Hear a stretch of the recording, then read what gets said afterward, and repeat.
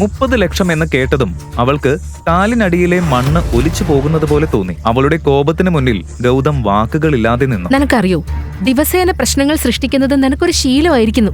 എന്നാൽ അതൊക്കെ ഞാൻ ക്ഷമിച്ചു. ഈ തവണ ഞാൻ നിന്നെ സഹായിക്കില്ല. നീയാ ഇത് മുഴുവൻ ഉണ്ടാക്കിയത്. ഇനി നീ തന്നെ ഇതിനൊരു വഴി കണ്ടോ? അവിടെ നീ ഞാൻ പറയുന്നത് കേൾക്ക്.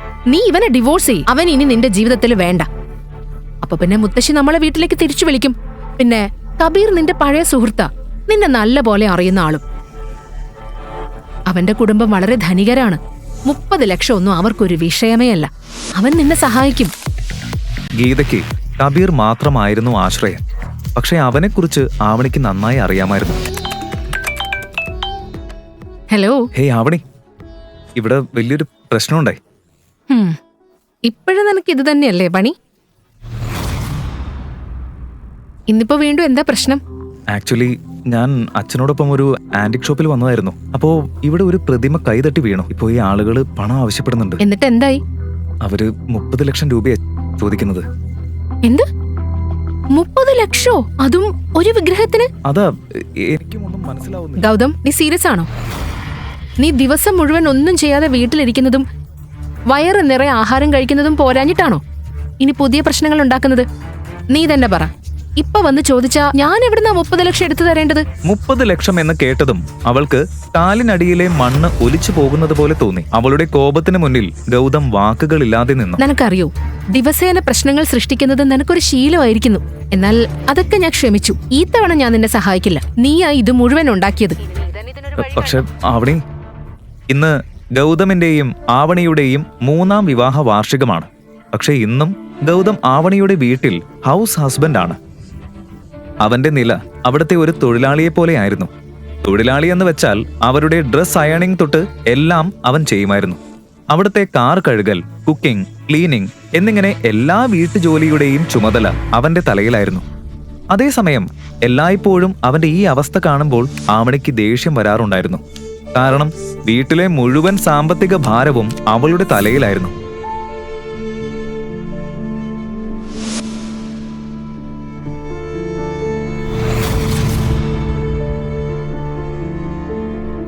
പക്ഷെ ആവണി, ഞാനല്ല, അച്ഛന്റെ കൈകൊണ്ട് അത് പൊട്ടിയത്.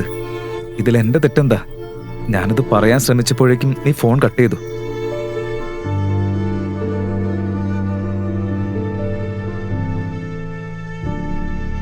എന്താ സാർ, 1 മണിക്കൂറായി കാത്തിരിക്കുന്നു. ഇനിയും പണം കിട്ടിയില്ല. നിങ്ങളെ ആരും സഹായിക്കാനും റെഡിയല്ലേ? മാത്രമല്ല, ആ വയസ്സിന് ഇവിടെ നിന്നും ഓടാൻ ശ്രമിച്ചു. ഞങ്ങളുടെ ഗാർഡ്സ് കണ്ടില്ലെങ്കിൽ അയാൾ ഓടി രക്ഷപ്പെട്ടാനെ. നോക്ക് സാർ, ഇപ്പോൾ സമയം 2 5 മണിക്ക് മുൻപായിട്ട് പണം ഇവിടെ എത്തിയില്ലെങ്കിൽ ഞാൻ പോലീസിനെ വിളിക്കും. ബോഡി ഗാർഡ്സിനെ കൊണ്ട് നിങ്ങൾ 2 ആളെയും ഞാൻ പിടിപ്പിക്കും. മനസ്സിലായോ? ഒരു 2 മിനിറ്റ് തരൂ, ഞാൻ എന്തെങ്കിലും ഒരു വഴി കണ്ടുപിടിക്കാം.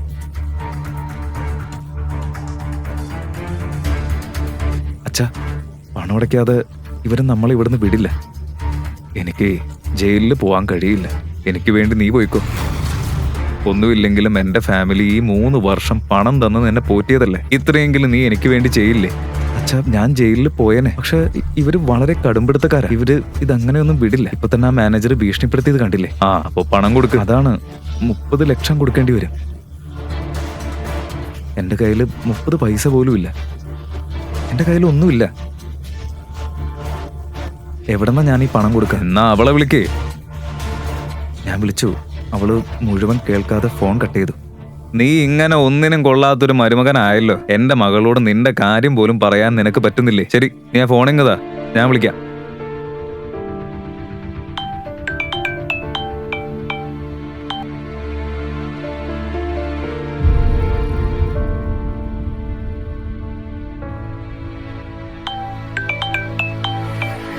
Gautam, are you mad? ജോലി സമയത്ത് എന്നെ ഡിസ്റ്റർബ് ചെയ്യരുതെന്ന് ഞാൻ പറഞ്ഞതല്ലേ. വീണ്ടും എന്തിനാ വിളിക്കുന്നത്? മോളെ, ഞാനാ, അച്ഛനാ. അച്ഛാ? അതെ, ഞാനാണ്. നീ ഒന്ന് സഹായിക്കണം. പ്രതിമ ഞാനാ പൊട്ടിച്ചേ. പണം കൊടുത്തില്ലെങ്കിൽ ഇവരെന്നെ ജയിലിലാക്കും. പക്ഷേ അച്ഛൻ എന്തിനാ ജയിലിൽ പോകുന്നത്? ഇത് ഗൗതത്തിന്റെ പ്രശ്നമല്ലേ? അല്ല മോളെ, ഞാൻ തന്നെ അത് പൊട്ടിച്ചത്. വിഗ്രഹം കണ്ടപ്പോഴുള്ള എക്സൈറ്റ്മെന്റില് പടം എടുക്കുമ്പോ കൈ തട്ടി വീണുപോയി. അച്ഛാ, ഗൗതം വീട്ടിലുണ്ടാക്കുന്ന പ്രശ്നങ്ങള് അച്ഛൻ അറിയില്ലേ? അതും പോരാഞ്ഞിട്ടാണോ അച്ഛനും ഇപ്പൊ പ്രശ്നങ്ങൾ ഉണ്ടാക്കുന്നത്? പക്ഷെ മോള് അതൊക്കെ പോട്ടെ, നിങ്ങളിപ്പോ എവിടെയാ? ഞാൻ അമ്മയെ കൂട്ടി അങ്ങോട്ട് വരാം. ആന്റിക് ഷോപ്പില്, Madhav Nagar. Okay, wait there, ഞങ്ങൾ വരാം. ഇതൊരു വലിയ പ്രശ്നമായിരുന്നു. അത് കണ്ടില്ല എന്ന് നടിക്കാൻ അവൾക്കാകില്ലായിരുന്നു. അവളുടെ അച്ഛൻ അനിൽ ജോധ്പൂരിലെ തന്നെ വലിയ ഒരു ബിസിനസ് കുടുംബത്തിലെ അംഗമാണ്. പക്ഷേ അവളുടെ മുത്തശ്ശി ഗായത്രി ദേവി ഗൗതമിനെയും അവരുടെ വിവാഹത്തെയും എപ്പോഴും എതിർത്തിരുന്നു. 3 വർഷം മുൻപ് ആവണിയുടെ മുത്തശ്ശൻ മാധവൻ ഗൗതമിനെ പുഷ്കറിൽ വെച്ച് കണ്ടപ്പോഴാണ് അവനെ തിരിച്ചറിഞ്ഞത്. അങ്ങനെ അദ്ദേഹത്തിന്റെ ഏറ്റവും പ്രിയപ്പെട്ട കൊച്ചുമകളെ അവനെ കൊണ്ട് വിവാഹം കഴിപ്പിച്ചു. ആവണിക്ക് തന്റെ മുത്തശ്ശനോടുള്ള ഇഷ്ടം കാരണം അവൾക്ക് മറിച്ചൊന്നും പറയാനായില്ല. പക്ഷേ വിവാഹത്തിന് കുറച്ചു നാളുകൾക്ക് ശേഷം മാധവൻ മരിക്കുകയും അദ്ദേഹത്തിന് മാത്രം അറിഞ്ഞിരുന്ന ഗൗതം ആരാണ് എന്ന രഹസ്യവും അതോടെ മൺമറഞ്ഞു. ആരാണ് ഗൗതം? എങ്ങനെയാണ് അദ്ദേഹം ഗൗതമിനെ തിരിച്ചറിഞ്ഞത്? അദ്ദേഹത്തിന്റെ മരണശേഷം സ്വത്തുക്കൾ ആരെല്ലാം ആയിരിക്കും ഏൽക്കുക? പിന്നീട് അവളുടെ മുത്തശ്ശി ഗായത്രി ദേവി കാര്യങ്ങൾ കയ്യിലെടുത്തു. അവർക്ക് കുടുംബത്തിന്റെ സ്റ്റാറ്റസും രീതികളും പദവികളും അത്രയും പ്രധാനപ്പെട്ടതായിരുന്നു. അതുകൊണ്ട് തന്നെ മാധവൻ പോയ ശേഷം അവർ അനിലിനെയും കുടുംബത്തെയും അവരുടെ കുടുംബത്തിൽ നിന്നും പുറത്താക്കി.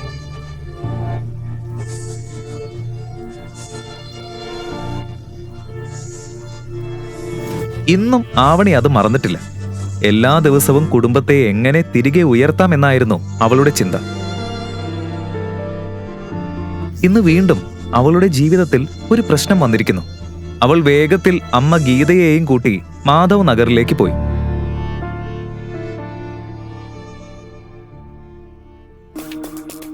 അച്ഛാ, എല്ലാം ഓക്കെ ആണോ? ഒന്നും പറ്റിയില്ലല്ലോ? ഇത്രയും എക്സ്പെൻസീവ് ഷോപ്പിൽ നിങ്ങൾ എന്ത് ചെയ്യായിരുന്നു? ഞങ്ങള് ഇതുവഴി പാസ് ചെയ്യായിരുന്നു. അപ്പോ അച്ഛൻ അകത്ത് കയറി ഇതെല്ലാം കാണാനൊരു ആഗ്രഹം. അങ്ങനെയാ ഞങ്ങള് ഉള്ളിൽ കയറിയത്. എന്നിട്ട് എപ്പോഴത്തെയും പോലെ ഇതുപോലും മാനേജ് ചെയ്യാൻ നിനക്കായില്ല അല്ലേ? അച്ഛൻ അത്രയ്ക്ക് ആഗ്രഹം ഉണ്ടായിരുന്നെങ്കിൽ നിനക്കൊന്ന് ശ്രദ്ധിച്ചൂടെ? ഞാൻ എന്ത് ചെയ്യാനമ്മേ? ശ്രദ്ധിക്കണമെന്ന് ഞാൻ പറഞ്ഞത് അച്ഛനോട്. പക്ഷെ അച്ഛൻ അങ്ങനെ പറഞ്ഞ നീ ഉടനെ അത് കേൾക്കോ? എപ്പോഴാ നീ ഇങ്ങനെ അനുസരണ കാണിക്കാൻ തുടങ്ങിയത്? അമ്മേ, ഇതൊക്കെ നമുക്ക് പിന്നീട് സംസാരിക്കാം. ഇപ്പൊ എന്ത് ചെയ്യാൻ പറ്റുമെന്നാണ് നമ്മൾ ചിന്തിക്കേണ്ടത്. 30 ലക്ഷം നമ്മൾ എവിടെ നിന്നുണ്ടാക്കും? എനിക്കിതെല്ലാം കേട്ടിട്ട് തന്നെ ദേഷ്യം വരുന്നുണ്ട്. നിന്റെ മുത്തച്ഛൻ നമുക്കൊരു സ്വത്തും ബാക്കി വെച്ചില്ലെന്ന് മാത്രമല്ല, ഇങ്ങനെ ഒരു മരപ്പാഴിനെയും നിന്റെ തലയിൽ കെട്ടിവെച്ചുമ്മേ. എന്തമ്മേ, നമ്മുടെ വീടും കാറും വിറ്റ് നമ്മൾ തെരുവിലേക്ക് ഇറങ്ങണോ? അതൊക്കെ വിറ്റാലും ഇത്രയും പണം എവിടെ നിന്ന് കിട്ടും? ഈ പ്രശ്നത്തിന് ഒരു പരിഹാരം കാണാൻ എല്ലാവരും ശ്രമിച്ചു. പക്ഷേ സമയം ഒരുപാട് കഴിഞ്ഞിരുന്നു. മാനേജർ അനിലിനെ ശ്രദ്ധിക്കുന്നുണ്ടായിരുന്നു. പണം കിട്ടുമെന്ന യാതൊരു പ്രതീക്ഷയും ഇല്ലാത്തതുകൊണ്ട് മാനേജർ കമ്മീഷണറിനെ കാര്യങ്ങൾ അറിയിച്ചു. ഇനി 3 മണിക്കൂർ കഴിഞ്ഞാൽ പോലീസ് അവിടെ എത്തും. ഡാഡ്, മുത്തശ്ശിയോട് സഹായം ചോദിച്ചാലോ? ഞാൻ മെല്ലെ മെല്ലെ പണം തിരിച്ചടച്ചോളാം. പക്ഷെ മോളെ, മുത്തശ്ശി നമ്മളെ സഹായിക്കില്ല. കാരണം നിനക്കറിയില്ലേ?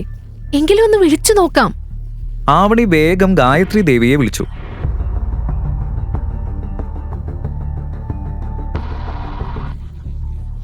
പക്ഷേ അവർ ഫോൺ എടുക്കുമോ ഇല്ലയോ എന്ന ഭയം അവൾക്കുള്ളിലുണ്ടായിരുന്നു. മുത്തശ്ശി, ഞാൻ നിന്റെ നമ്പർ എന്റെ കയ്യിലുണ്ട്. എന്താ വേണ്ടത്? അവളുടെ കഥയെല്ലാം ഗായത്രി ദേവി ശ്രദ്ധിച്ചു കേട്ടു. ഓക്കെ, പണം ഞാൻ തരാം. പക്ഷെ എനിക്കൊരു കണ്ടീഷനുണ്ട്. കണ്ടീഷൻ? എന്ത് കണ്ടീഷൻ? നമ്മളെല്ലാവരും ചേർന്ന് ജോധ്പൂരിൽ ചാരിയറ്റ് ഗ്രൂപ്പിനൊപ്പം ഒരു വലിയ ബിസിനസ് തുടങ്ങാനിരിക്കുകയാണ്. നിനക്ക് എന്നോട് ഇപ്പോഴും ഇത്രയെങ്കിലും ബഹുമാനം ഉണ്ടെങ്കിൽ, എന്നെ നിന്റെ മുത്തശ്ശിയായിട്ട് കാണുന്നുണ്ടെങ്കിൽ, നീ ഇപ്പോൾ തന്നെ ഗൗതമിനെ ഡിവോഴ്സ് ചെയ്ത് ചാരിയറ്റ് ഗ്രൂപ്പിന്റെ ചെയർമാന്റെ മകൻ കബീറിനെ വിവാഹം ചെയ്യണം. മുത്തശ്ശി, എങ്ങനെ ഇത് പറയാൻ തോന്നുന്നു? ഈ പ്രശ്നത്തിൽ ഗൗതം കുറ്റക്കാരനല്ലല്ലോ.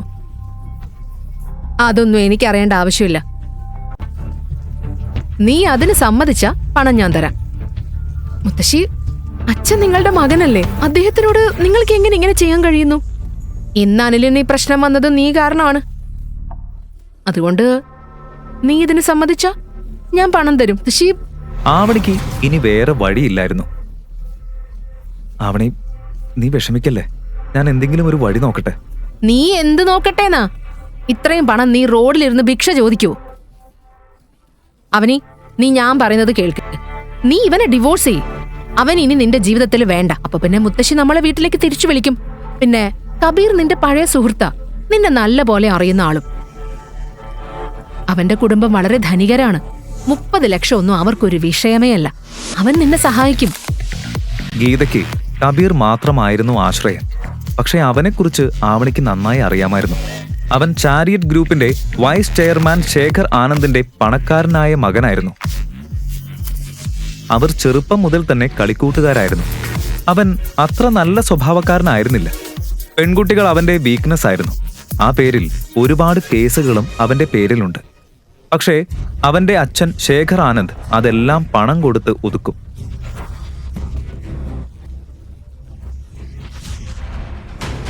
ഓരോ ദിവസവും പെൺകുട്ടികളെ മാറ്റി മാറ്റി കളിക്കുന്നയാളാണവൻ. കോളേജിൽ വരെ ആവണിയെ അവൻ പിന്തുടരാറുണ്ടായിരുന്നു. പക്ഷെ അവൻ ഒരിക്കൽ പോലും അവസരം കൊടുത്തിട്ടില്ലായിരുന്നു. അതുപോലെ അത്രയും നേരം മിണ്ടാതിരുന്ന ഗൗതമിനും കബീർ എന്ന പേര് കേട്ടതും ദേഷ്യം വന്നു. പക്ഷേ ഇപ്പോൾ അവൻ പറയുന്നത് കേൾക്കാൻ ആരും തയ്യാറായിരുന്നില്ല.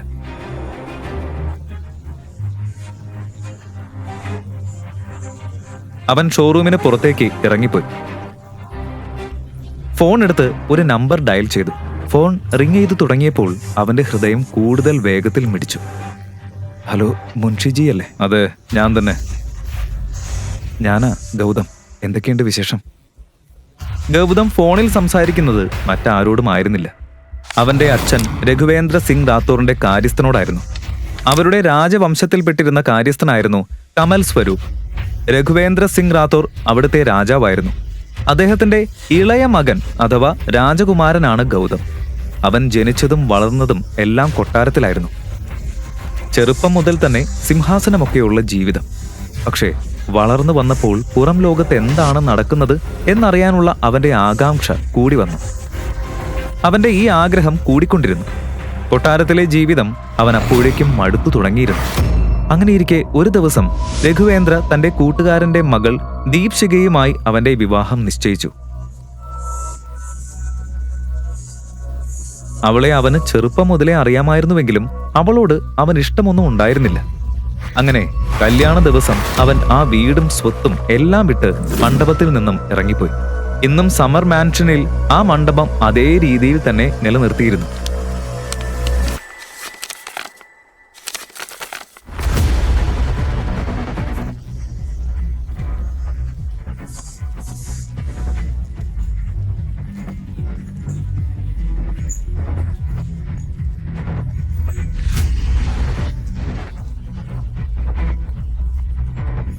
നിങ്ങളെ ഞാൻ ഒരുപാട് മിസ് ചെയ്തിരുന്നു കുമാര.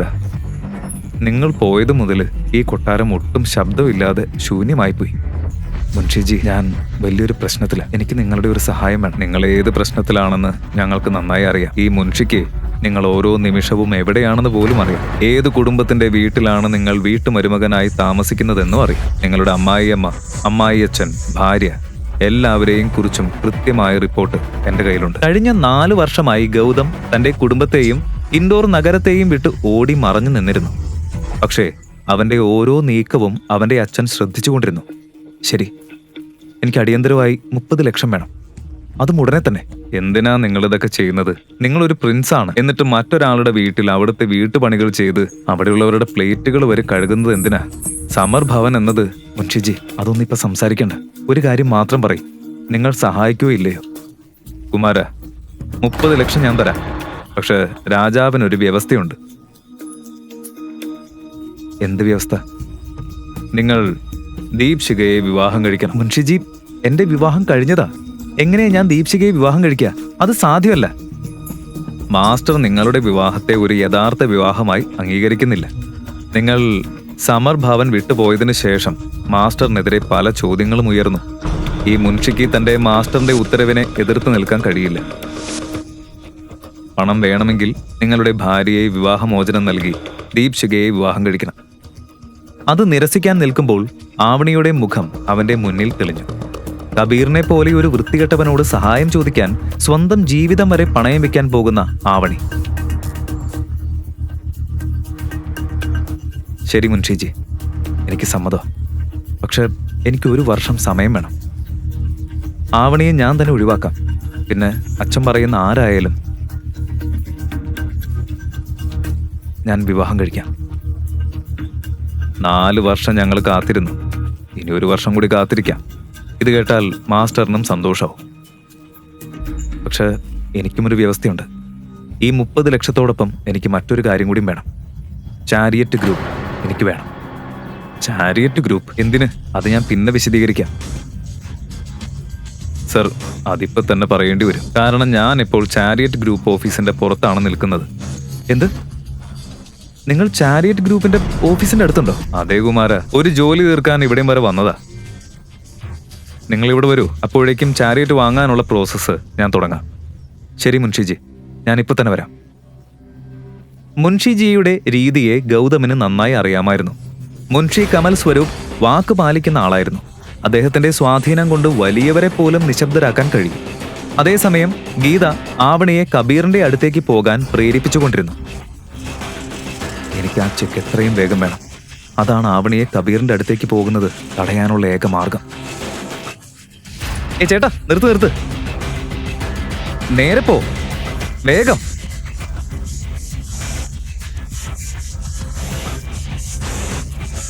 ചേട്ടാ, നിർത്ത്. കഴിഞ്ഞ 4 വർഷമായി ലോകം ഗൗതമനെ ഒരു സാധാരണക്കാരനായായിരുന്നു കണ്ടത്. പക്ഷേ ഇന്നിവിടെ സത്യാവസ്ഥ അറിയുന്നത് മുൻഷിജിക്ക് മാത്രമാണ്. ഗൗതമിന് ചാരിയറ്റ് പോലെയുള്ള 10 കമ്പനികൾ കണ്ണിറുക്കുന്ന നേരം വാങ്ങാൻ കഴിയുന്ന അത്ര സമ്പത്ത് ഇപ്പോഴും ഉണ്ടായിരുന്നു. മുൻഷിജി ഗൗതമിനെ കണ്ടതും അദ്ദേഹത്തിന്റെ കണ്ണുകൾ കണ്ണുനീരിൽ നിറഞ്ഞു.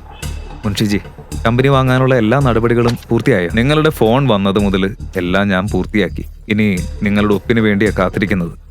ഗുഡ്.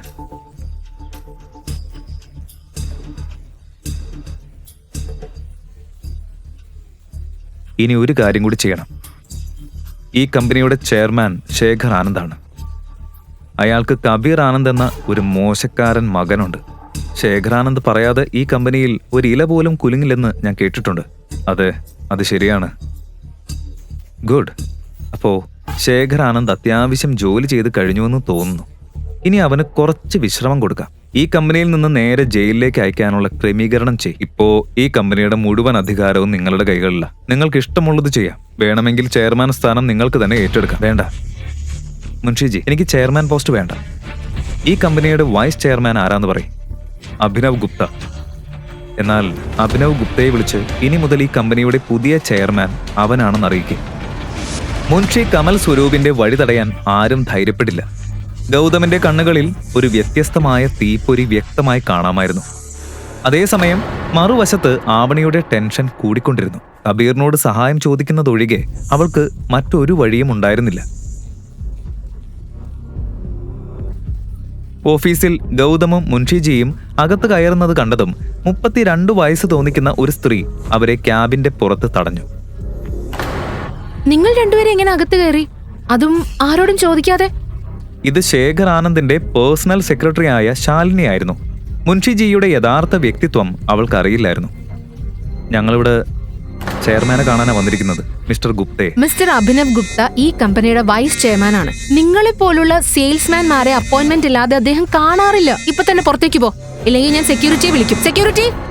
അതേസമയം ഗൗതമിന്റെ ഫോണിൽ ആവണിയുടെ കോൾ വന്നു. അവൻ ഫോൺ എടുക്കാൻ പോകും മുൻപേ ബാറ്ററി ലോ ആയതിനാൽ മൊബൈൽ സ്വിച്ച് ഓഫ് ആയി. നിങ്ങൾ ആരോടാ സംസാരിക്കുന്നതെന്നറിയും? ഇത് ജോധ്പൂരിലെ. മുൻഷിജി, എനിക്ക് ടൈമില്ല. ദയവായി മിസ്റ്റർ ഗുപ്തയെ വിളിക്കേ.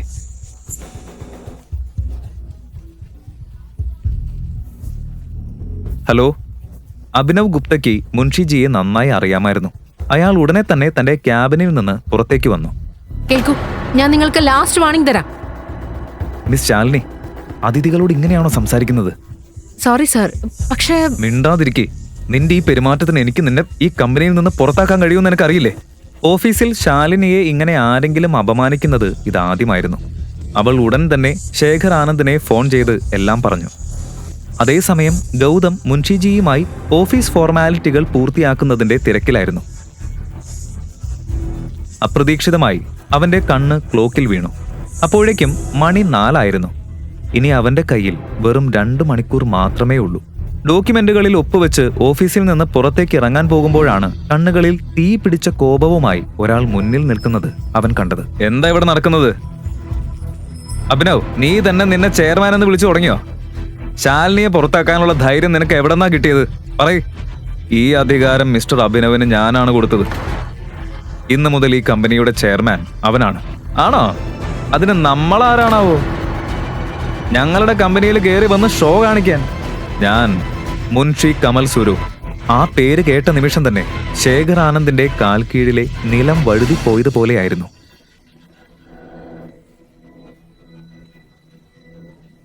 മിസ്റ്റർ കമൽ, നിങ്ങൾ നിങ്ങൾ മുമ്പ് പറഞ്ഞില്ലല്ലോ. പറഞ്ഞിരുന്നെങ്കിൽ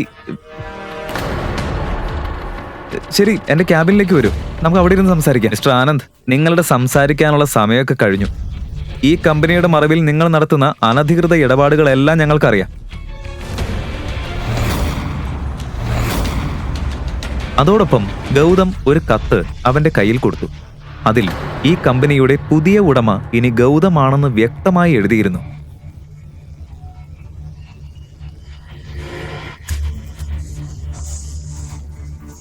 മുൻഷിജി, മിസ്റ്റർ ഗുപ്ത, നിങ്ങൾ ഇരുവരോടും എനിക്ക് സംസാരിക്കാനുണ്ട്. അകത്തു വരൂ. ക്യാബിനിൽ കയറിയ ഉടൻ ഗൗതം ക്ലോക്കിൽ സമയം നോക്കി. സമയം വൈകുന്തോറും ആവണിയെയും അവളുടെ കുടുംബത്തെയും കുറിച്ചുള്ള അവന്റെ ആശങ്കയും കൂടിക്കൊണ്ടിരുന്നു.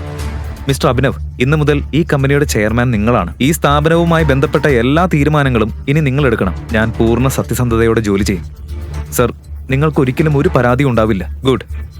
കൂടാതെ ശേഖർ ആനന്ദും കബീർ ആനന്ദും ചെയ്ത എല്ലാ തെറ്റുകളുടെയും മുഴുവൻ രേഖയും എനിക്ക് വേണം. അവർ പല പെൺകുട്ടികളുടെയും ജീവിതം നശിപ്പിച്ചിട്ടുണ്ട്. ആശങ്ക വേണ്ട സർ, അവരുടെ എതിരെയുള്ള പല തെളിവുകളും എന്റെ ലോക്കറിലുണ്ട്. ഒരു ദിവസം ആരെങ്കിലും ഇവർക്കെതിരെ ശബ്ദം ഉയർത്തുമെന്ന് എനിക്ക് അറിയാമായിരുന്നു. ആ ദിവസത്തിനായി ഞാൻ കാത്തിരിക്കായിരുന്നു. സർ, ഇന്ന് തന്നെ എല്ലാ തെളിവുകളും ഞാൻ നിങ്ങൾക്ക് കൈമാറാം. നൈസ്. മുൻഷിജി. യെസ് രാജ, എനിക്ക് വൈകുന്നുണ്ട്. ദയവായി ചെക്ക് തരൂ. Thank you. അതിനിടെ പുറത്തുനിന്ന ബോഡി ഗാർഡിൽ നിന്ന് മുൻഷിജിക്ക് ഒരു ഫോൺ കോൾ എത്തി. ഫോൺ എടുത്തപ്പോൾ മുൻഷിജിയുടെ മുഖം വിളറി വെളുത്തു.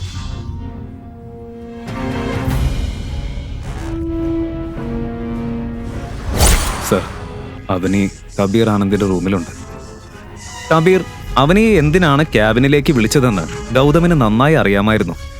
ഓരോ പെൺകുട്ടിയെയും ചതിക്കാൻ ഉപയോഗിക്കുന്ന ഒരു പ്രത്യേക മരുന്ന് അവൻ തന്റെ ക്യാബിനിൽ വെച്ചിരുന്നു. ഓഫീസിലെ പലർക്കും ഈ സത്യം അറിയാമായിരുന്നു. പക്ഷേ കബീറിനെയും ശേഖറിനെയും ഭയന്ന് ആരും ശബ്ദമുയർത്തിയില്ല. ഇന്ന് പുതിയ ഉടമയായ ഗൗതമിന്റെ കോപത്തിന് ഇരയാകാൻ പോകുന്നത് കബീർ ആയിരുന്നു. കമിൻ.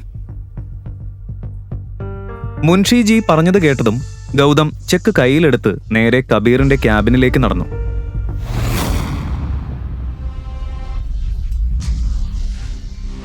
നിങ്ങൾ എവിടെയും പോകണ്ട. ഈ കാര്യം സാറ് തന്നെ കൈകാര്യം ചെയ്യും. പിന്നെ ഒരു കാര്യം ഓർത്തോ, സാർ ആരാണെന്നുള്ള കാര്യം ആരും അറിയരുത്. Okay Munshiji. Avani, come sit.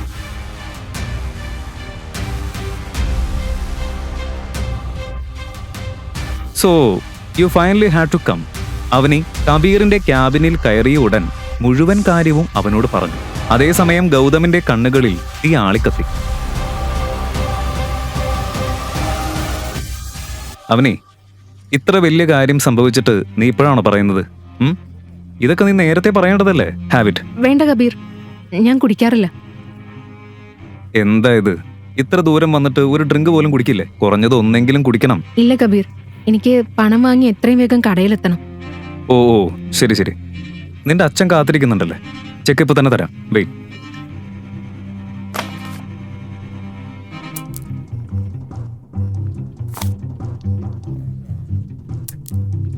നീ ഇപ്പൊ എന്റെ കൂടെ കുടിച്ചില്ലെങ്കിൽ എനിക്കതൊരു അപമാനവും. താങ്ക്സ് കബീർ, പക്ഷെ എനിക്ക് ശരിക്കും കുടിക്കാൻ പറ്റില്ല. ആ പിന്നെ, നിന്റെ ഈ പണം എത്രയും വേഗം തന്നെ തിരിച്ചു തരാൻ ഞാൻ നോക്കാം. എനിക്ക് പണത്തെക്കുറിച്ച് ചിന്തയില്ല. കബീർ വേട്ടയാടുന്ന കണ്ണുകളോടെ അവനിയിലേക്ക് മെല്ലെ മെല്ലെ അടുക്കാൻ തുടങ്ങി.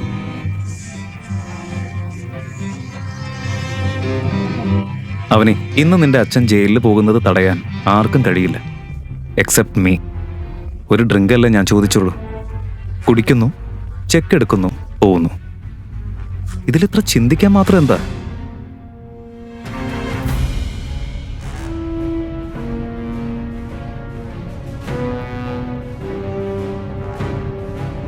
കബീർ, ഞാനിത് കുടിച്ചാ നീ ഈ ചെക്ക് ഉറപ്പായും തരില്ലേ? അഫ്കോഴ്സ്, എനിക്ക് ഈ പണം വലിയ കാര്യമല്ല. ഹാവിറ്റ്. അവനിയെ ഇന്ന് രാത്രി സ്വന്തമാക്കാനാണ് കബീർ തന്റെ മനസ്സിൽ തീരുമാനിച്ചിരുന്നത്. അവനിയുടെ മുന്നിൽ വേറെ വഴിയില്ലായിരുന്നു. ഗ്ലാസ് അവൾ ചുണ്ടിൽ വെക്കാനിരുന്നതും വാതിൽക്കൽ ഇടിമുഴക്കത്തോടെ ഒരു ശബ്ദം കേട്ടു. അവനിയുടെ കയ്യിൽ ഗ്ലാസ് കണ്ട നിമിഷം ഗൗതം കോപത്തിൽ കബീറിനെ നോക്കി. ആരാ നീ? നീ എങ്ങനെ അകത്ത് കയറി? ഗൗതം, ഗൗതം, നീ ഇവിടെ എന്താ ചെയ്യുന്നേ? ഞാനിപ്പോ വന്നില്ലെങ്കിൽ ഇയാൾ നിന്നോട് എന്ത് ചെയ്തേനെന്ന് പോലും എനിക്കറിയില്ല. ഗൗതം, നീ എങ്ങനെ ഇങ്ങനെ ചിന്തിക്കുന്നു? ഞാൻ കബീറിനോട് സഹായം ചോദിക്കാനാ വന്നത്. ഇവൻ എത്ര തരം താഴ്ന്നവനാണെന്ന് നിനക്കറിയില്ല. ഓ ഹലോ, എങ്ങോട്ടാ നീ കയറി പോകുന്നത്? നീ ആരോടാ സംസാരിക്കുന്നതെന്നറിയോ? നോ കബീർ, ഇതെന്റെ ഭർത്താവാ. ഓ, അപ്പോ ഇതാണ് വീട്ടുവേലക്കാരൻ മരുമകൻ. അവനി, ഇപ്പൊ തന്നെ ഇവനോട് എന്റെ കാലിൽ വീണ് മാപ്പ് പറയാൻ പറയും. ഇല്ലെങ്കിൽ ഇന്ന് ഇവിടെ നിന്ന് ജീവനോട് ആരും പോവില്ല. അവനി, ഈ ചെക്കിന്റെ കാര്യം നീ അങ്ങ് മറന്നേക്ക്.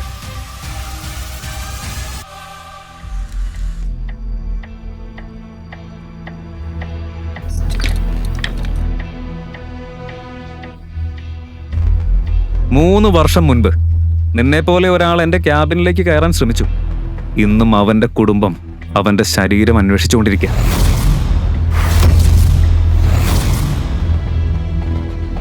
ഗൗതം, ഗൗതം, പ്ലീസ് പ്ലീസ് കബീറിനോട് മാപ്പ് പറ. ഇവനോട് മാപ്പ് പറയാനോ? ഇവന്റെ വാക്കുകൾ കേട്ട് നീ പേടിക്കേണ്ട കാര്യമൊന്നുമില്ല. ഇതൊക്കെ വെറും ഭീഷണികളാ. കുരയ്ക്കുന്ന നായാണ്, കടിക്കില്ല. നായോ? നീ കാശിന് വിലയില്ലാത്ത മരുമകനല്ലേ? ഇപ്പൊ ഈ നായ എന്ത് ചെയ്യുമെന്ന് ഞാൻ കാണിച്ചു തരാം. ഇന്ന് തന്നെ നിന്റെ തൊലി ഊരിക്കളയാത്ത പക്ഷം എന്റെ പേര് കബീർ ആനന്ദ് എന്നല്ല. ഗൗതം. ഹലോ, ഇൻസ്പെക്ടർ ശിവ, ഞാൻ കബീർ ആനന്ദാ സംസാരിക്കുന്നത്. ഉടൻ ലൊക്കേഷനിലേക്ക് വരൂ. ഒരാളെ തൊലി ഉരിക്കേണ്ടിയിരിക്കുന്നു.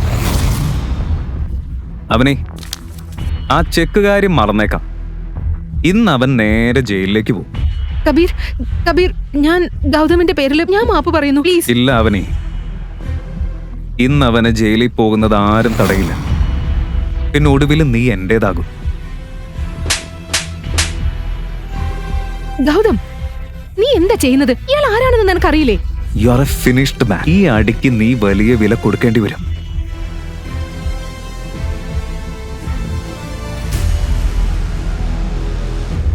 ഡാഡ്, ഈ നായ എന്റെ മേൽ കൈ ഉയർത്താൻ ശ്രമിച്ചു. തന്റെ അച്ഛന്റെ അവസ്ഥ കണ്ടപ്പോൾ കബീറിന്റെ കണ്ണുകൾ ഞെട്ടലിൽ വിടർന്നു. എന്താണ് നടക്കുന്നതെന്ന് മനസ്സിലാക്കുന്നതിന് മുൻപേ കോൺസ്റ്റബിൾസ് അവനെ പിടിച്ചു. കൈ വിലങ്ങിട്ട് മുട്ടുകുത്തിച്ച് നിലത്തിരുത്തി. ഇൻസ്പെക്ടർ, നിങ്ങൾക്ക് എന്താ പറ്റിയത്? മിസ്റ്റർ കബീർ ആനന്ദ്, ആളുകളെ കവർച്ച ചെയ്തത്, തട്ടിപ്പ് ചെയ്തത്, പല പെൺകുട്ടികളുടെ ജീവിതം നശിപ്പിച്ചത്, ഈ കുറ്റങ്ങൾക്കായി നിങ്ങളെയും നിങ്ങളുടെ അച്ഛനെയും ഞാൻ അറസ്റ്റ് ചെയ്യുന്നു. ഡാഡ്, ഇയാൾ എന്തായി പറയുന്നത്? ശേഖർ ആനന്ദിന്റെ ഒന്നും മിണ്ടാതെ താഴെ നോക്കി നിൽക്കുന്ന മുഖം എല്ലാം പറഞ്ഞു തന്നു. ചുറ്റും നടക്കുന്ന കാര്യങ്ങളെല്ലാം അവനിക്ക് ഇപ്പോഴും വിശ്വസിക്കാൻ കഴിഞ്ഞില്ല. ഇൻസ്പെക്ടർ സർ, ഇയാൾ എന്റെ ഭാര്യയെ ഈ ഡ്രിങ്ക് കുടിക്കാൻ നിർബന്ധിച്ചു. അതിലെന്തോ മരുന്ന് കലർത്തിയിട്ടുണ്ട്. പ്ലീസ് ഇതും കൂടി ചെക്ക് ചെയ്യണം. ഇത് കേട്ട ഇൻസ്പെക്ടർ തന്റെ കർച്ചീഫ് എടുത്ത് ഡ്രിങ്ക് പരിശോധിച്ചു. കർച്ചീഫ് ആ ഡ്രിങ്കിൽ തട്ടിയതും അത് തിളങ്ങുന്ന നീല നിറത്തിലേക്ക് മാറി. എല്ലാവരും ഞെട്ടി നിന്നു. നിങ്ങൾ പറഞ്ഞത് ശരിയാണ് മിസ്റ്റർ ഗൗതം. ഈ ഡ്രിങ്കില് ട്രിയാസോളം എന്ന അപകടകരമായ മരുന്ന് കലർന്നിരിക്കുന്നു. കോൺസ്റ്റബിൾസ്, തെളിവുകളോടെ അച്ഛനെയും മകനെയും കൊണ്ടുപോ. കുറച്ചു കാലം ജയിലിൽ കഴിഞ്ഞാൽ ഇവരുടെ സ്വഭാവമൊക്കെ താനേ മാറിക്കോളും. നിങ്ങൾക്കിത് ചെയ്യാൻ പറ്റില്ല. എനിക്ക് ഇപ്പൊ തന്നെ കമ്മീഷണറോട് സംസാരിക്കണം. ഡ്രിങ്കിൽ മരുന്നുണ്ടായിരുന്നുവെന്നറിഞ്ഞപ്പോൾ അവനിയുടെ കാലിന് കീഴിലെ നിലം വഴുതിപ്പോയതുപോലെയായി. ഇന്നാണ് കബീറിന്റെ മോശം പ്രവൃത്തികൾക്ക് ഒടുവിൽ വില കിട്ടിയത്. അവനെ, ഇപ്പോൾ ഗൗതമിന് പല കാര്യങ്ങളും അവളോട് പറയാനുണ്ടായിരുന്നു. പക്ഷേ തന്റെ യഥാർത്ഥ മുഖം വെളിപ്പെടുത്താൻ അവൻ ഇപ്പോൾ തയ്യാറായിരുന്നില്ല. ഇനി പേടിക്കേണ്ട കാര്യമില്ല. അവർ ചെയ്തതിന് ശിക്ഷ അവർക്ക് ലഭിച്ചു. ഗൗതം തന്റെ പോക്കറ്റിൽ നിന്ന് 30 ലക്ഷം രൂപയുടെ ഒരു ചെക്ക് എടുത്ത് അവനിക്ക് കൊടുത്തു. നോക്ക്, അച്ഛനെ രക്ഷിക്കാനുള്ള പണം ഞാൻ സംഘടിപ്പിച്ചിട്ടുണ്ട്. ഇത്ര വലിയ തുക ഇത്ര പെട്ടെന്ന് എങ്ങനെ? സത്യം പറഞ്ഞാൽ വലിയ പ്രശ്നമാകുമെന്ന് ഗൗതമന് അറിയാമായിരുന്നു. അതുകൊണ്ട് ഒരു നിമിഷം അവൻ മൗനമായി നിന്നു. ഗൗതം, ചോദിച്ചത് കേട്ടില്ലേ? ഈ ചെക്ക് ആരാ തന്നത്? ഞാൻ ഒരു സുഹൃത്തിന്റെ കയ്യിൽ നിന്ന് കടം വാങ്ങിയതാ. അവന്റെ കമ്പനി അടുത്തിടെ വലിയ ലാഭം നേടി. അതുകൊണ്ട് അവൻ എന്നെ സഹായിച്ചു. അവനെ അതിശയത്തോടെ ചെക്കിലേക്ക് നോക്കി നിന്നു.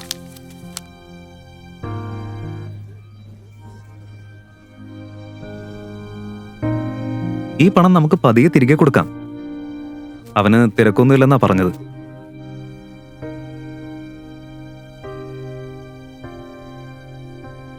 അവനെ ഇനി 15 മിനിറ്റ് മാത്രമേ ബാക്കിയുള്ളൂ. നമുക്ക് ഷോറൂമിലേക്ക് എത്തണം. അവിടെ എല്ലാവരും കാത്തിരിക്കുക. അതേസമയം ഷോറൂമിന്റെ ഒരു മൂലയിൽ അവനെയും ഗീതയും ഇരിക്കുകയായിരുന്നു. 2 ബലമുള്ള ഗാർഡ്സ് അവരെ ചുറ്റി നിന്നു. എല്ലാവരും മാനേജറിന്റെ ഉത്തരവിനായി കാത്തുനിന്നു. ഇതിനകം തന്നെ മാനേജർ കമ്മീഷണറിനെ ഷോറൂമിലേക്ക് വിളിച്ചിരുന്നു. ഇനി 10 മിനിറ്റ് മാത്രം ബാക്കി. നിങ്ങളുടെ മകളും മരുമകനും ഇവിടെ. നിങ്ങളെ കൊണ്ട് ഈ പണം അടയ്ക്കാൻ പറ്റുമെന്ന് എനിക്ക് തോന്നുന്നില്ല. അതുകൊണ്ട് ജയിലിൽ പോകാനായിട്ട് റെഡി ആയിക്കോളൂ. അവനി മോളെ, പണം സംഘടിപ്പിച്ചോ? ഞങ്ങള് പേടിച്ചിരിക്കായിരുന്നു. Mom, don't worry. ഇതാ ചെക്ക്.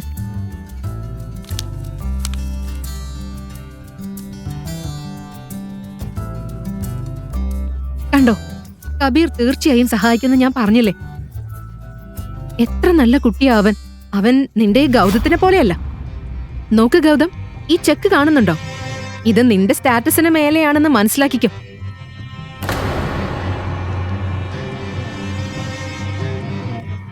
കബീർ എന്റെ മകളുടെ ഫ്രണ്ടാണ്. എന്റെ മകളുടെ. പിന്നെ നീ ഇന്ന് തന്നെ അവളെ ഡിവോഴ്സ് ചെയ്യണം. നിന്നെ പോലൊരു യൂസ്ലെസ് ആളോടൊപ്പം എന്റെ മകളുടെ ജീവിതം കാണാൻ എനിക്കാവില്ല. എന്റെ മോൾക്ക് എത്ര സ്വപ്നങ്ങൾ ഉണ്ടായിരുന്നു. കിട്ടിയതോ നിന്നെ പോലൊരു പാഴിനെ. അമ്മ വിചാരിക്കുന്ന പോലെയല്ല കാര്യങ്ങള്. സത്യത്തിൽ ഇവനാ. നീ മിണ്ടരുത്. നിനക്ക് ശരിയും തെറ്റും കാണാനാകുന്നില്ല ഇപ്പോ. ഈ ഒന്നിനും കൊള്ളാത്തവൻ നിന്റെ പാവാടയിൽ തൂങ്ങി നടക്കുക. നിനക്കെന്താ ഇവൻ ഒഴിവാക്കിയാല്? കബീറിന്റെ പേര് കേട്ടപ്പോൾ അവനിക്ക് ആ ഡ്രിങ്ക് സംഭവം ഓർമ്മ വന്നു. മോം, ഈ പണം തന്നത് ഗൗതമാണ്, കബീർ അല്ല. ഓഹോ, ഏതു വലിയ സുഹൃത്താ ഈ ഭിക്ഷക്കാരൻ ഇത്രയും പണം കൊടുത്തത്? ഫോൺ ചെയ്. ഇപ്പോൾ തന്നെ നിന്റെ ആ ഫ്രണ്ടിനെ വിളിക്ക്. ഞങ്ങളും അറിയട്ടെ. ഗൗതം ഭയത്തോടെ ചുറ്റും നോക്കി തുടങ്ങി. ഗീത അവനെ സംശയത്തോടെ നോക്കി നിന്നു. വിളിക്ക് നിന്റെ ഫ്രണ്ടിനെ. സത്യത്തില് അവനിപ്പോ ട്രാവൽ ചെയ്യാ. അവന്റെ അസിസ്റ്റന്റ് ആണ് എനിക്ക് ചെക്ക് തന്നത്. നിങ്ങളുടെ ഫാമിലി ഡ്രാമയൊക്കെ വീട്ടിൽ പോയി നടത്തൂ. ചെക്ക് എനിക്കിതാ. അതെ, ഇതാ ചെക്ക്.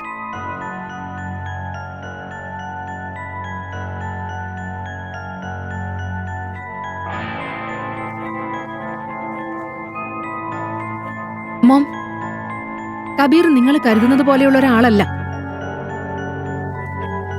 പണത്തിന് പകരം അവൻ എന്നെ ബലമായി കൈവശപ്പെടുത്താൻ ശ്രമിച്ചു.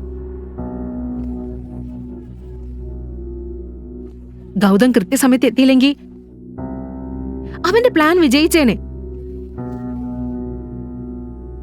മോളെ നിനക്ക് എന്തെങ്കിലും പറ്റിയോ? ഗീതയ്ക്ക് അവൾ കേട്ടത് വിശ്വസിക്കാൻ കഴിഞ്ഞില്ല. നിനക്ക് ഒന്നും സംഭവിച്ചില്ലല്ലോ മോളെ? No dad, I am fine now. ഇപ്പോ വലിയ ചോദ്യം ഈ പണം ഗൗതം എവിടെ നിന്നാണ് കൊണ്ടുവന്നതെന്നാണ്. ശരി, അതൊന്നും ഇപ്പൊ ചിന്തിക്കണ്ട. ജീവിതത്തിൽ ആദ്യമായി ഇവൻ ഒരു നല്ല കാര്യം ചെയ്തിരിക്കുന്നു. ഹേയ്, അവൻ ചെയ്തതൊക്കെ നല്ല കാര്യം തന്നെ. എവിടെ നിന്നാണോ ചോദിച്ചതെന്ന് അറിയില്ല. എങ്കിലും എല്ലാവർക്കും പണം തിരികെ കൊടുക്കണ്ടേ? മോം, ഇതെല്ലാം നമുക്ക് വീട്ടിൽ പോയിട്ട് സംസാരിക്കാം. ഈ മാനേജർ നമ്മളെ നോക്കിക്കൊണ്ടിരിക്കുന്നു.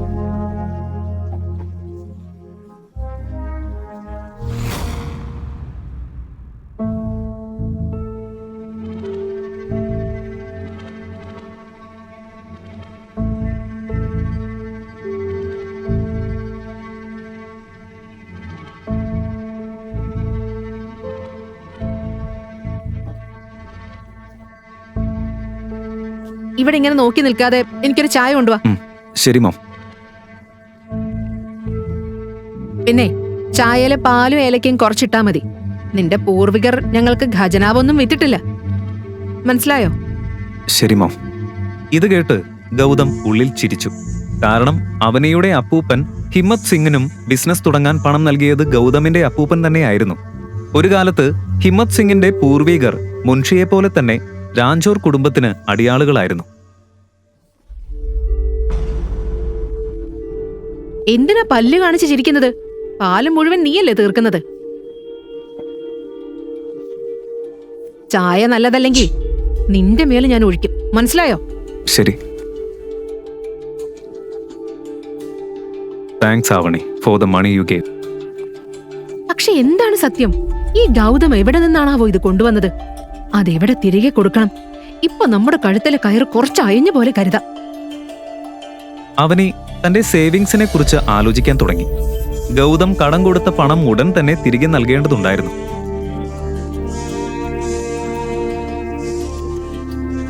അതേസമയം പതിവ് പോലെ ഗൗതം ഭക്ഷണത്തെക്കുറിച്ച് ചോദിക്കാൻ വന്നു. വീട്ടിൽ ഗീതയ്ക്കും അനിലിനും പലപ്പോഴും വേറിട്ട ഇഷ്ടങ്ങളായിരുന്നു. മോം, ഇപ്പോഴുള്ള സേവിങ്സ് ഒക്കെ നമുക്ക് കൊടുക്കാം. ബാക്കി പണം ഞാൻ ഗൗതത്തിന് പതിയെ തിരികെ കൊടുക്കാം. ശരി, ആദ്യം അവന്റെ റിച്ച് ഫ്രണ്ട് ബാക്കിയുള്ള പണം പിന്നെ വാങ്ങാൻ സമ്മതിക്കുമെന്ന് അവനോട് ചോദിക്ക്. നമ്മുടെ സേവിങ്സ് 5 ലക്ഷം മാത്രമല്ലേ ഉള്ളൂ. അതിനയാള് സമ്മതിക്കില്ലെങ്കിൽ... ഇല്ല ആന്റി, അവന് തിരക്കൊന്നുമില്ല, പതിയെ കൊടുത്താൽ മതിയെന്നാ പറഞ്ഞത്. എന്നാ പ്രശ്നമില്ല, നമുക്ക് പിന്നെ കൊടുക്കാം. പക്ഷെ മോം, ഈ 5 ലക്ഷം ഇപ്പൊ കൊടുക്കേണ്ടതല്ലേ? അതെ, തീർച്ചയായും. നമുക്ക് നിന്റെ ഭർത്താവിനെ പോലെ ആരുടെയും മേൽ ഭാരമായിട്ട് നിൽക്കേണ്ട ആവശ്യമില്ല.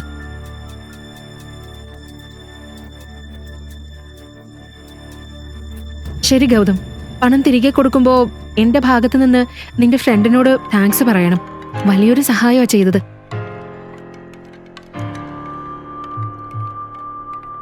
കഴിഞ്ഞ 4 വർഷത്തിനിടെ ഗൗതം വീട്ടുപണിയിലും പാചകത്തിലും വിദഗ്ധനായി മാറിയിരുന്നു. എത്ര ബുദ്ധിമുട്ടുള്ള ഭക്ഷണമെങ്കിലും വേഗത്തിൽ തയ്യാറാക്കാൻ അവന് കഴിഞ്ഞു. കുറച്ചു നേരം കഴിഞ്ഞ് എല്ലാവരും ഭക്ഷണം കഴിച്ച് അവരുടെ മുറികളിലേക്ക് പോയി. അവർക്കിടയിലെ പ്രശ്നങ്ങൾ അവസാനിക്കുമോ? ഗൗതമാണ് തന്നെ സഹായിച്ചതെന്ന് അവൾ തിരിച്ചറിയുമോ? തിരിച്ചറിഞ്ഞാൽ എന്ത് സംഭവിക്കും? പക്ഷേ ഗൗതമിന്റെ ജോലി തീർന്നിരുന്നില്ല. അടുക്കളയിൽ അവൻ പാത്രങ്ങൾ കഴുകുകയായിരുന്നു. കാലക്രമേണ ഗൗതം എല്ലാ രീതിയിലും മാറിക്കൊണ്ടിരുന്നു.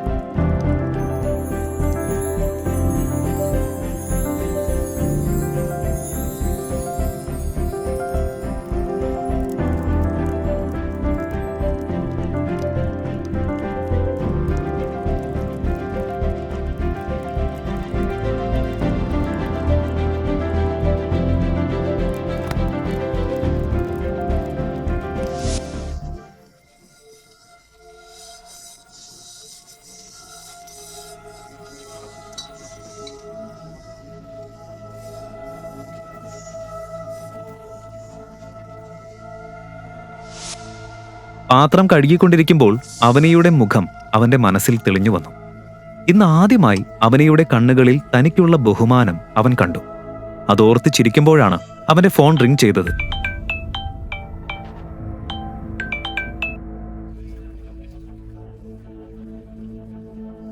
സോറി സർ, ഞാൻ ഡിസ്റ്റർബ് ചെയ്തോ?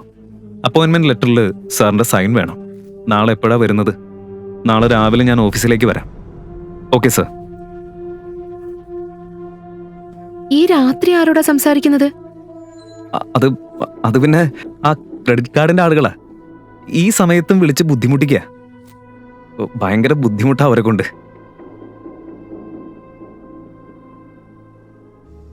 അടുത്ത ദിവസം രാവിലെ ഗൗതം വീട്ടുപണികൾ വേഗം തീർത്ത് ചാരിയറ്റ് കമ്പനിയിലേക്ക് പുറപ്പെട്ടു. അവനിയോട് മാർക്കറ്റിലേക്ക് പോകുന്നു എന്ന് കള്ളം പറഞ്ഞതിനാൽ അവന് വേഗം തിരികെ വരേണ്ടതുണ്ടായിരുന്നു.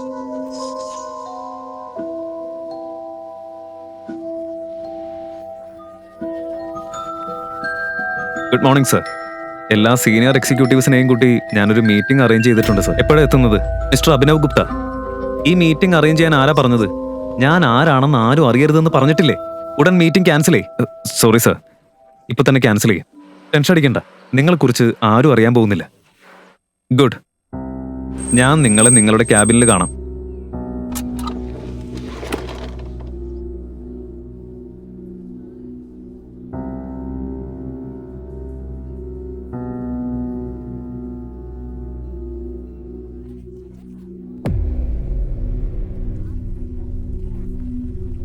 ഓ ബ്രദറില്ലോ, ഇവിടെ എന്താ വഴി തെറ്റിയോ? ഈ കമ്പനിയിൽ നിങ്ങളെ പോലെയുള്ള ലൂസേഴ്സിന് ഇടമില്ലല്ലോ. അവന്റെ മുന്നിൽ നിന്നിരുന്നത് മറ്റാരുമല്ല, അവനിയുടെ കസിനായ ഷനായയായിരുന്നു. ചെറുപ്പം മുതൽ പല കാരണങ്ങളാൽ അവനിയെ അവൾക്ക് ഇഷ്ടമല്ലായിരുന്നു. അവനി ചെറുപ്പം മുതൽ സ്മാർട്ടായിരുന്നു, കാണാനും സുന്ദരി, അതായിരുന്നു കാരണം. എന്നാൽ അവനിക്ക് ഗൗതമിനെ പോലെ ഒരു യൂസ്ലെസ് ആയ ഭർത്താവിനെ കിട്ടിയതിൽ അവിടെ കൂടുതൽ സന്തോഷിച്ചത് ഷനായയായിരുന്നു. ഒരു മിനിറ്റ്. കുറച്ചു ദിവസങ്ങൾക്കകം ഷനായയുടെ വിവാഹം നഗരത്തിലെ ഏറ്റവും സമ്പന്നനായ രഘുവീർ പണ്ഡിറ്റിന്റെ ഏകമകൻ സിദ്ധാർത്ഥുമായി നടക്കാനിരിക്കുകയായിരുന്നു. രഘുവീർ ചാരിയറ്റ് ഗ്രൂപ്പുമായി ബിസിനസ് ചെയ്യുന്ന ആളായിരുന്നു. ചാരിയറ്റ് ഗ്രൂപ്പ് കൊണ്ടാണ് അവന് ജോധ്പൂരിൽ വലിയ സ്വാധീനവും പ്രശസ്തിയും ലഭിച്ചത്. ഈ സ്വാധീനവും പ്രശസ്തിയും കണ്ടാണ് അവനിയുടെ മുത്തശ്ശി ഗായത്രി ദേവി തന്റെ കൊച്ചുമകൾ ഷനായയുടെ വിവാഹം സിദ്ധാർത്ഥുമായി നിശ്ചയിച്ചത്. പതിവ് പോലെ ഷനായയുടെ പരിഹാസങ്ങൾ ഗൗതം ശാന്തമായി കേട്ടുനിന്നു. ശരി, എന്താ നീ പറയാൻ പോകുന്നത്? ഞങ്ങളെ പോലുള്ളവരുടെ മുന്നിൽ നിൽക്കാൻ പോലും നിനക്ക് സ്റ്റാറ്റസ് ഇല്ല. ഞങ്ങൾ ശേഖരങ്ങളുടെ ഇൻവിറ്റേഷൻ കാർഡ് കൊടുക്കാനാ വന്നത്. വേണമെങ്കിൽ നിനക്കും വിവാഹത്തിന് വരാം. നിനക്കായിട്ടേ ഒരു വെയിറ്റർ ജോലി റിസർവ് ചെയ്ത് വെക്കാം. നിന്റെ വിവാഹത്തിൽ വെയിറ്റർ ആവാൻ എനിക്ക് ഒരു താല്പര്യമില്ല. ഗൗതമിന്റെ സാദാ വേഷം കണ്ട സിദ്ധാർത്ഥ് ഉള്ളിൽ ചിരിച്ചു. പക്ഷേ ഈ ലളിതമായ വേഷത്തിനകത്ത് നിൽക്കുന്നത് ചാരിയറ്റ് ഗ്രൂപ്പിന്റെ ഉടമ തന്നെയാണെന്ന് അവൻ അറിയില്ലായിരുന്നു.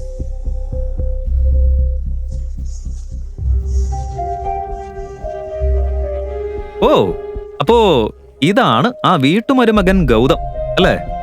നിന്നെക്കുറിച്ച് ഞാൻ ഒരുപാട് കേട്ടിട്ടുണ്ട്. ഭാര്യയുടെ കയ്യിലുള്ള പണം ഉപയോഗിച്ച് ഭക്ഷണം കഴിച്ച് ജീവിക്കുന്നവനല്ലേ നീ? ഇന്നൊന്ന് നേരിൽ കാണാൻ പറ്റി. And for your kind information, നിന്നെ പോലെയുള്ള ലൂസേഴ്സിന് ഈ ബിൽഡിംഗിൽ ഒരു സ്ഥാനമില്ല. സോ യു ആക്ച്വലി ഞാനിവിടെ ഒരു ജോബ് ചോദിക്കാനാ വന്നത്. ജോബോ? സീരിയസ്ലി? ഇവിടെ അടിച്ചു വരാനും തുടയ്ക്കാനും പോലും വേക്കൻസി ഇല്ല. ഷനായ, എനിക്ക് തോന്നുന്നത് ഇവൻ സെക്യൂരിറ്റി ജോലിക്കായിരിക്കും വന്നത്. All the best.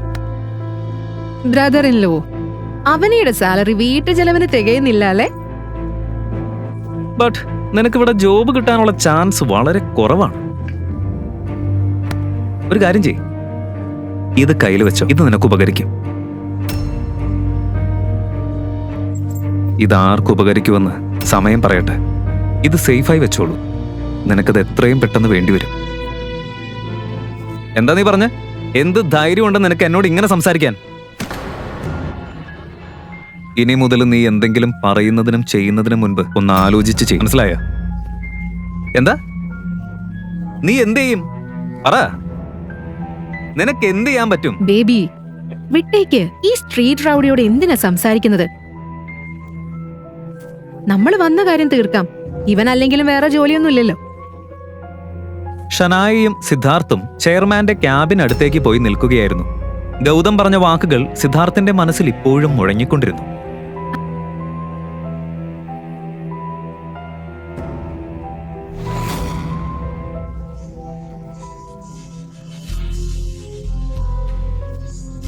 അത് വിട് ബേബി. ഇപ്പോഴും ആ വീട്ടുവേലക്കാരനെ കുറിച്ച് ആലോചിക്കുകയാണോ? ഷനായ, അവൻ തെറ്റായ ആളോടാ കളിച്ചിരിക്കുന്നത്. മറുവശത്ത് ഗൗതം നേരെ അഭിനവ് ഗുപ്തയുടെ ക്യാബിനിലേക്ക് നടന്നു. Please come sir. Thank you so much Abhinav Gupta.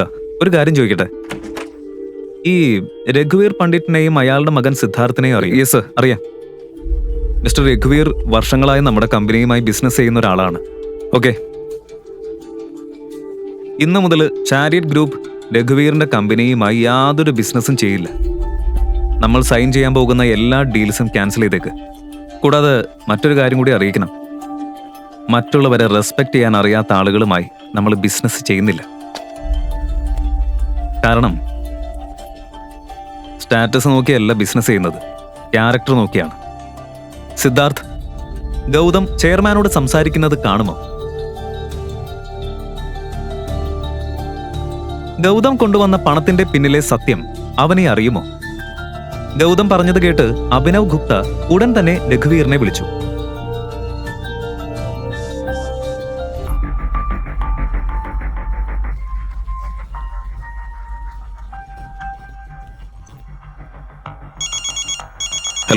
Hello mister രഘുവീർ, ഞാൻ അഭിനവ് ഗുപ്ത, ചാരിയറ്റ് ഗ്രൂപ്പിന്റെ പുതിയ ചെയർമാനാണ് സംസാരിക്കുന്നത്. യെസ് യെസ് മിസ്റ്റർ ഗുപ്ത പറയൂ. നിങ്ങൾക്ക് ഒരു ബാഡ് ന്യൂസ് ഉണ്ട്. ഇന്നു മുതൽ ചാരിയറ്റ് ഗ്രൂപ്പ് നിങ്ങളുമായി ബിസിനസ് ചെയ്യില്ല. നമ്മൾ തമ്മിൽ സൈൻ ചെയ്ത എല്ലാ ഡീൽസും ഇപ്പൊ തന്നെ ക്യാൻസൽ ചെയ്യണം. ഡോക്യുമെന്റ്സ് നിങ്ങളുടെ ഓഫീസിലേക്ക് എത്തിക്കോളും. ആൻഡ് മറ്റൊരു കാര്യം ശ്രദ്ധിച്ചു കേൾക്ക്. ചാരിയറ്റ് ഗ്രൂപ്പ് നക്കാപ്പിച്ച ജോലി ചെയ്യുന്ന ആളുകളുമായി വർക്ക് ചെയ്യുന്നില്ല. മറുവശത്ത് സിദ്ധാർത്ഥും ഷനായയും ചെയർമാനെ കാണാൻ കാത്തിരുന്നു.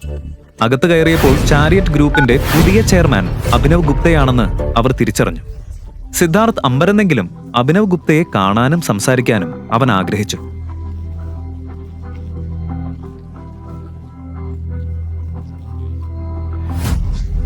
ഇനിയും എത്ര നേരം കാത്തിരിക്കണം? ചെയർമാൻ സാറിനെ വിളിക്കൂ. എന്റെ പേര് സിദ്ധാർത്ഥ് പണ്ഡിറ്റ്. അയാൾ എന്നെക്കുറിച്ച് കേട്ടിട്ടുണ്ടാവും. Yes sir. Okay sir. Okay. Abhinav ഗുപ്തയോട് സംസാരിച്ച ശേഷം റിസപ്ഷനിസ്റ്റ് സെക്യൂരിറ്റിയെ വിളിച്ചു. ഹലോ സെക്യൂരിറ്റി, ചെയർമാൻ സാറിന്റെ ക്യാബിനിലേക്ക് ഉടൻ വരൂ. ചെയർമാൻ എന്ന വാക്ക് കേട്ടതും സെക്യൂരിറ്റി ഗാർഡ് ഗണ്ണെടുത്ത് ഓടിയെത്തി. എന്താണ് നടക്കുന്നതെന്ന് സിദ്ധാർത്ഥിനും ഷനായയ്ക്കും മനസ്സിലാകുന്നതിന് മുൻപ് ആംഡ് ഗാർഡ് അവരുടെ മുന്നിൽ നിന്നു. ഹലോ, നിനക്ക് ബുദ്ധിയില്ലേ? എന്താ ഈ ചെയ്യുന്നത്? Sorry mister Siddharth, chariot group നിങ്ങളുടെ കമ്പനിയുമായുള്ള എല്ലാ ഡീൽസും ക്യാൻസൽ ചെയ്തിരിക്കുന്നു. കൂടാതെ ചെയർമാൻ സാർ പറഞ്ഞിട്ടുണ്ട് നക്കാപ്പിച്ച ജോലി ചെയ്യുന്ന ആളുകളുമായിട്ട് വർക്ക് ചെയ്യാനാവില്ലെന്ന്. എന്തൊക്കെയാ നീ പറയുന്നത്? ഇന്ന് ചാരിയറ്റ് ഗ്രൂപ്പ് എല്ലാ കോൺട്രാക്ട്സും ക്യാൻസൽ ചെയ്താൽ അവർ ഒറ്റ രാത്രിക്കുള്ളിൽ റോഡിലാകും.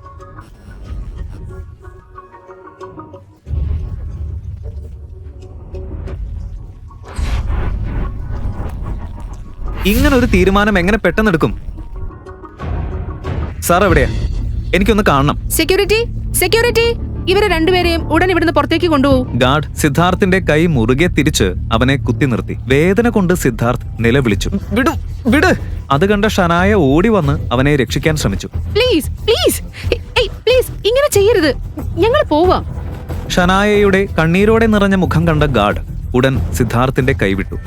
അതേസമയം സിദ്ധാർത്ഥിന് രഘുവീർ പണ്ഡിറ്റിന്റെ കോൾ വന്നു. സിദ്ധാർത്ഥ്, നിനക്ക് ബുദ്ധിയില്ലേ? നീ എന്തിനാ ചാരിയറ്റ് ഗ്രൂപ്പിലേക്ക് പോയത്? അവരെല്ലാ ഡീൽസും ക്യാൻസൽ ചെയ്തു. നീ അവിടെ വെഡ്ഡിംഗ് കാർഡ് കൊടുക്കാനാണോ പോയത്? അല്ലെങ്കിൽ പ്രശ്നം ഉണ്ടാക്കാനോ? ഡാഡ്, ഞാൻ ഒന്നും ചെയ്തില്ല. ഞാൻ ഷനായയോടൊപ്പം കാർഡ് കൊടുക്കാനാ വന്നത്. എന്നിട്ട് ഞങ്ങൾക്ക് ചെയർമാനെയും കാണാനായില്ല. But shut up. നിന്റെ മണ്ടത്തരം എനിക്ക് എത്ര നഷ്ടം വരുത്തിയെന്നറിയോ? നമ്മൾ റോഡിലാവും. ഉടൻ അവിടെ നിന്ന് പുറത്തേക്ക് ഇറങ്ങ്.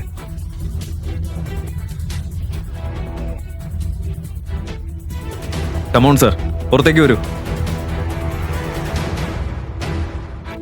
കാറിലിരുന്ന ഉടൻ ഗൗതവുമായി ഉണ്ടായ തർക്കം സിദ്ധാർത്ഥിന്റെ മനസ്സിൽ വീണ്ടും മുഴങ്ങാൻ തുടങ്ങി.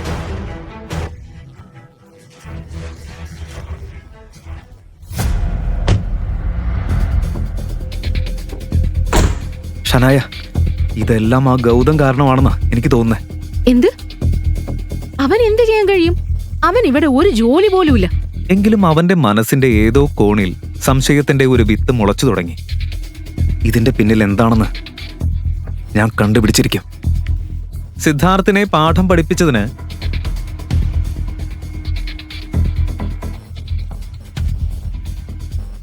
ഗൗതമിന്റെ മനസ്സിൽ വലിയൊരു സന്തോഷമുണ്ടായിരുന്നു.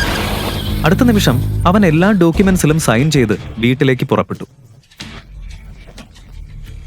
പക്ഷേ വീട്ടിലെത്തിയ ഉടൻ അവന്റെ ചിരിച്ച മുഖം ഒറ്റ നിമിഷം കൊണ്ട് കറുത്തു.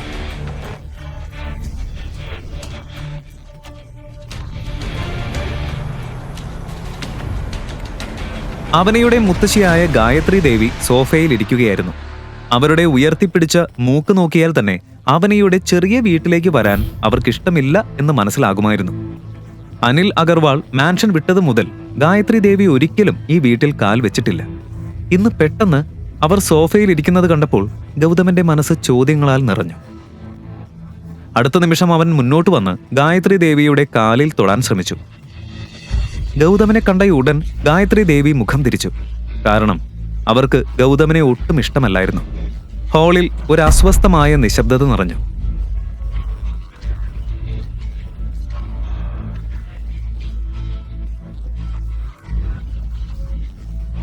അമ്മ, ടീ. ഗായത്രി ദേവി കപ്പ് കയ്യിലെടുക്കാതെ തന്നെ മണത്തു നോക്കി. ഈ ചായയിൽ എന്തിനാ ഇത്രയും വെള്ളം ചേർത്ത് നശിപ്പിച്ചത്? പാൽക്കട്ടയൊക്കെ നീക്കിയിട്ടുണ്ടാക്കിയതാണോ? ചായയുടെ കടുപ്പം കുറയുന്നു, പക്ഷെ നീ തടിച്ചു വരുന്നുണ്ടല്ലോ. ഇത് ഡസ്റ്റ്ബിനിലേക്ക് എറിഞ്ഞോളൂ. ഗീത ഗൗതമനെ പരിഹസിക്കാൻ ഒരവസരവും പാഴാക്കാത്തതുപോലെ ആയിരുന്നു ഗായത്രി ദേവിക്ക്. ഗീതയെ അപമാനിക്കാൻ അവർ ഒരവസരവും പാഴാക്കില്ല. കേൾക്കൂ എല്ലാവരും, ഞാൻ വന്നത് ഷനായിയുടെ വെഡ്ഡിംഗ് കാർഡ് തരാനാണ്.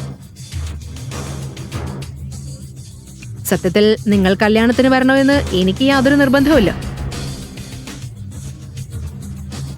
പക്ഷേ ഫംഗ്ഷന് വരുന്നവർ സീനുണ്ടാക്കും. നിങ്ങൾ സമൂഹത്തിൽ നമ്മുടെ പേര് വലിയ രീതിയിൽ പ്രസിദ്ധമാക്കിയിട്ടുണ്ടല്ലോ. ഇത് പറഞ്ഞ് ഗായത്രി ദേവി അവനെയും ഗൗതമിനെയും നോക്കി. അവളുടെ കണ്ണുകൾ കോപം കൊണ്ട് നിറഞ്ഞിരുന്നു. വെഡിങ്ങിന് വരണം, പക്ഷെ കയ്യിലൊന്നുമില്ലാതെ വരരുത്. ഒരു വിലയേറിയ ഗിഫ്റ്റ് കൊണ്ടുവരണം. അനിലിന്റെ സഹോദരൻ സൗരഭ് ഷനായക്ക് 35 ലക്ഷം രൂപ വിലയുള്ള കാറാണ് ഗിഫ്റ്റ് ചെയ്യുന്നത്.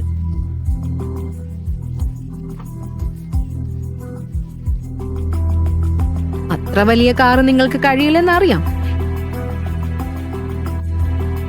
എങ്കിലും 5 ലക്ഷം രൂപ വിലയുള്ള ഒരു നെക്ലേസ് എങ്കിലും കൊണ്ടുവരണം.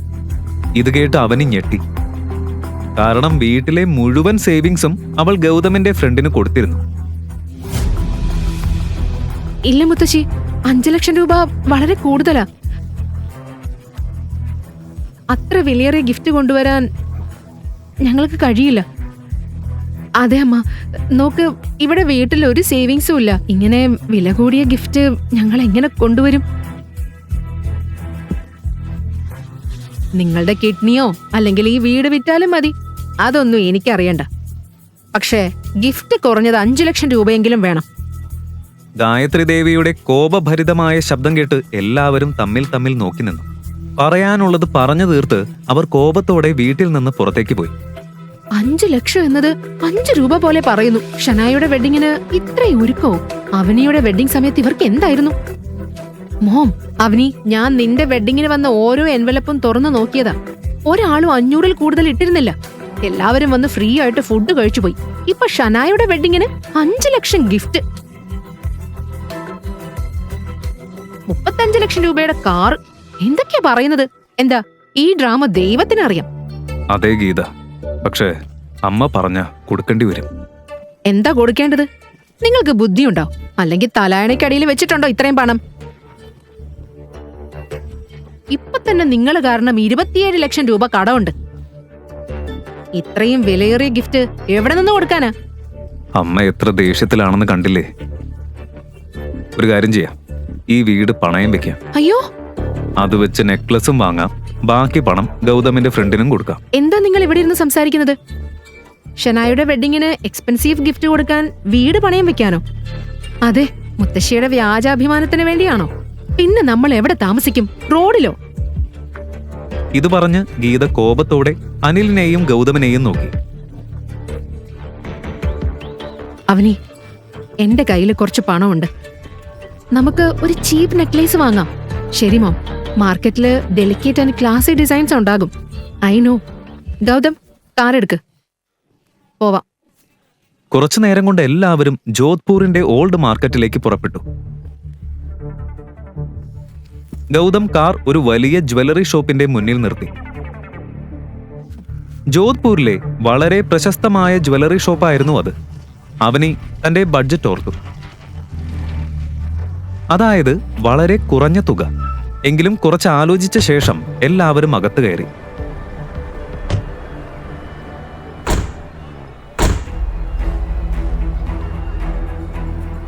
ഏയ് ബ്രദർ, വേഗം, കസ്റ്റമേഴ്സ് വരാനുള്ള സമയമായി.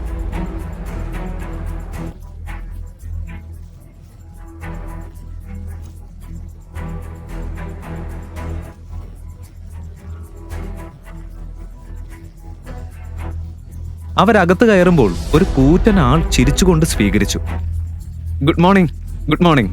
വരൂ വരൂ, എന്താ വേണ്ടത്?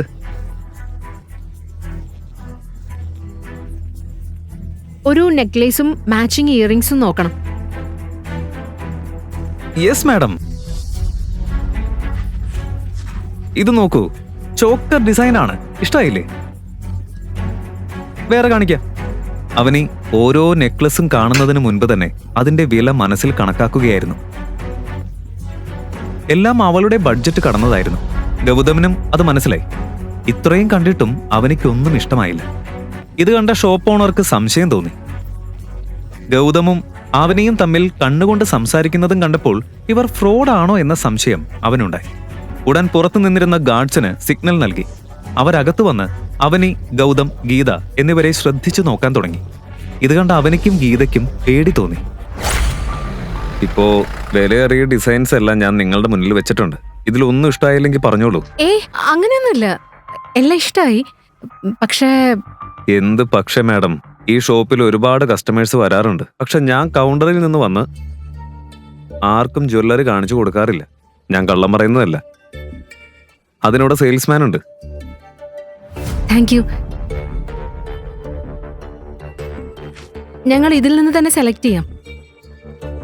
ഇത് പറഞ്ഞ് അവനി മേശപ്പുറത്ത് വെച്ച നെക്ലേസ് ഓരോന്നായി നോക്കി. അതിൽ ഒരെണ്ണം അവൾക്ക് ഒരുപാട് ഇഷ്ടമായി. അതിന്റെ തിളക്കം നോക്കിയാൽ തന്നെ അതൊരു വളരെ വിലയേറിയ നെക്ലേസ് ആണെന്ന് വ്യക്തമായിരുന്നു.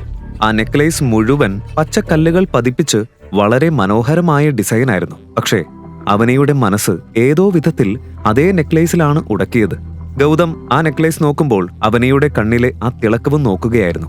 ആ നെക്ലേസ് ഉടൻ തന്നെ അവനിക്ക് വാങ്ങിക്കൊടുക്കണമെന്നൊരു തോന്നൽ അവനുണ്ടായി.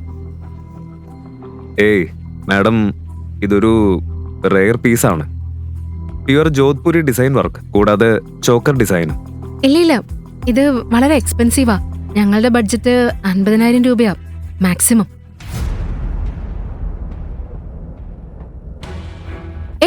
നിങ്ങൾ എന്താ ചെയ്യുന്നേ? എന്താ ഇത്? പിന്നെന്ത് ചെയ്യണം? പാക്ക് ചെയ്ത് നിങ്ങൾക്ക് തരാനോ?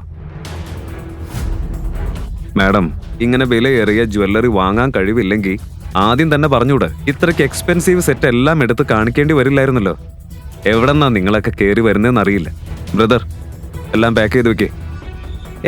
നിങ്ങൾക്ക് ഇത്ര ബഡ്ജറ്റ് ഇല്ലെങ്കിൽ ആദ്യം തന്നെ പറഞ്ഞൂടെ? ഇതെല്ലാം റയർ നെക്ലസ് പീസസ് ആണെന്ന് അറിയോ നിങ്ങൾക്ക്? ഞങ്ങൾ എന്ത് ചെയ്തു? ഞങ്ങൾ വന്നത് മുതൽ ഈ ജെന്റിൽമാൻ തന്നെയാണ് ജ്വല്ലറി എല്ലാം എടുത്ത് കാണിച്ചത്. അതിന് ഞങ്ങളുടെ തെറ്റെന്താ? എന്താ ഇത്?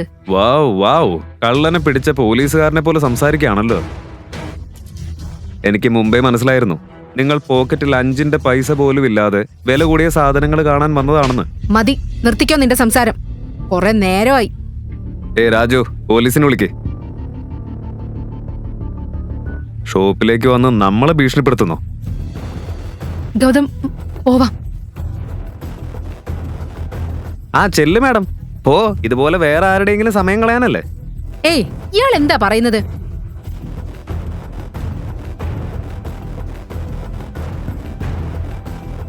സാർ, ഇവർക്കിത് ഡെയിലി ഡ്രാമയാ. ഇന്നലെ ആന്റിക് ഷോപ്പിൽ ഞാൻ ഇവരെ കണ്ടിരുന്നു. അവിടെയും ഇങ്ങനെ ഒരു പ്രശ്നം ഉണ്ടാക്കി. പണം കൊടുക്കേണ്ട സമയത്ത് അവിടെ നിന്ന് ഇറങ്ങിപ്പോയി. അപ്പോ ഇവരാണ്. ഇപ്പൊ മനസ്സിലായി. ആ ആളുകള് അല്ലേ? ഭാര്യയ്ക്കൊന്നും വാങ്ങി കൊടുക്കാൻ കഴിയില്ലെങ്കിൽ എക്സ്പെൻസീവ് നെക്ലസ് നോക്കി മോഷ്ടിക്കാനാ പ്ലാൻ. വാവ്. കുറച്ചു നേരത്തിനുള്ളിൽ തന്നെ കാര്യം വലിയ പ്രശ്നമായി മാറി. ഇത് കണ്ട അവനിയുടെ തൊണ്ട വരണ്ടുപോയി. മുന്നിൽ നിൽക്കുന്ന സെയിൽസ്മാൻ ഇനി അവരുടെ വാക്കുകൾ കേൾക്കാൻ പോലും തയ്യാറായിരുന്നില്ല. എനിക്ക് ഇത് വാങ്ങാൻ കഴിവില്ലെന്ന് നിങ്ങളോട് ആരാ പറഞ്ഞേ? ഗൗതമിന്റെ വായിൽ നിന്ന് വന്ന ആ ചോദ്യം എല്ലാവരെയും ഞെട്ടിച്ചു. ആ നെക്ലസിന് 12 ലക്ഷം രൂപ വിലയുണ്ട്. അത് വാങ്ങാൻ നിനക്ക് കഴിയുമെങ്കിൽ വാങ്ങി കാണിക്ക്. ഗൗതം വിചാരിച്ചാൽ ഇപ്പോൾ തന്നെ അവനിക്കായി ആ മുഴുവൻ ഷോപ്പ് തന്നെ വാങ്ങി കൊടുക്കാമായിരുന്നു. പക്ഷേ ഈ സമയത്ത് തന്റെ യഥാർത്ഥ ഐഡന്റിറ്റി ആരോടും വെളിപ്പെടുത്താൻ അവൻ ആഗ്രഹിച്ചില്ല. സർ, ഇതെന്റെ തെറ്റാ. ആദ്യം തന്നെ ഞങ്ങളുടെ ബഡ്ജറ്റ് 50,000 രൂപ മാത്രമാണെന്ന് ഞാൻ പറയണമായിരുന്നു. 50,000 രൂപയ്ക്ക് ജ്വല്ലറി ഇവിടെ ഇല്ലെങ്കിൽ പ്രശ്നമില്ല. ഞങ്ങളെ മറ്റെവിടെയെങ്കിലും നോക്കാം. മാഡം, അതിന്റെ ആവശ്യമില്ല. നമ്മുടെ ഷോപ്പിൽ എല്ലാ തരത്തിലുള്ള ജ്വല്ലറിയും ഉണ്ട്. ബ്രദർ, ചീപ്പായതൊന്ന് എടുത്ത് കാണിച്ചു കൊടുക്ക്. ഉടൻ തന്നെ അവൻ അടുത്തു നിന്ന സെയിൽസ്മാനെ വിളിച്ച് ജ്വല്ലറി കാണിക്കാൻ പറഞ്ഞു. അവനി തന്റെ വികാരങ്ങൾ നിയന്ത്രിച്ചു. കുറച്ചു സമയം കഴിഞ്ഞ് 60,000 വിലയുള്ള ഒരു സിമ്പിൾ നെക്ലേസ് അവൾ തിരഞ്ഞെടുത്തു.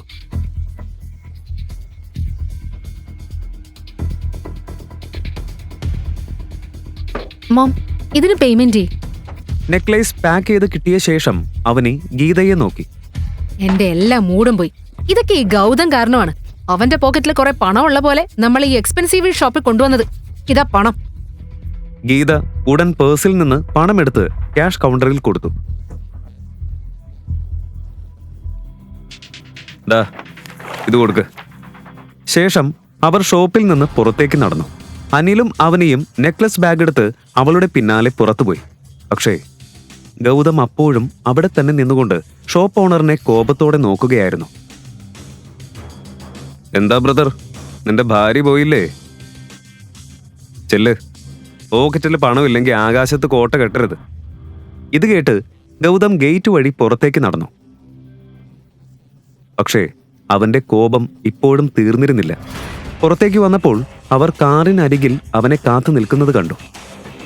സർ, കീ. നിങ്ങൾ പോയിക്കോ, ഞാൻ പിന്നെ വരാം. ഇനി എന്താ ബാക്കി? അകത്തിപ്പോ കിട്ടിയതൊന്നും നിനക്ക് മതിയായില്ലേ? നമ്മൾ ഈ എക്സ്പെൻസീവ് ഷോപ്പിലേക്ക് കൊണ്ടുവന്നത് നീയല്ലേ? ഇനി എന്താണാവോ നിന്റെ പുതിയ ഡ്രാമ? Mom please. ആക്ച്വലി നിങ്ങൾ തെറ്റിദ്ധരിക്കുക. എനിക്ക് രാത്രി ഡിന്നറിനുള്ള വെജിറ്റബിൾസ് വാങ്ങണം, അതാ. അവൻ മാർക്കറ്റിലേക്കോ എങ്ങോട്ട് പോയാലും നമുക്കെന്താ? കുറച്ച് സമയമെങ്കിലും ഈ തിരുമോന്ത കാണേണ്ടി വരില്ലല്ലോ. ഡാഡ്, ശരിയാ, വരൂ പോവാ.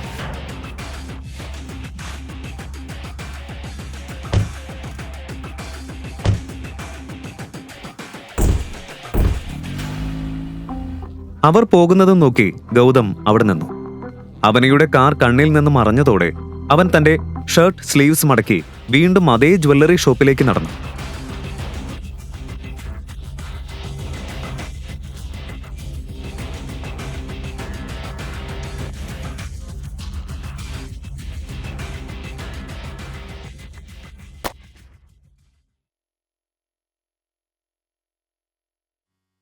സാർ, ഇപ്പോ ഇവിടെ കസ്റ്റമേഴ്സ് ഉണ്ട്, പോയിട്ട് പിന്നീട് വരൂ.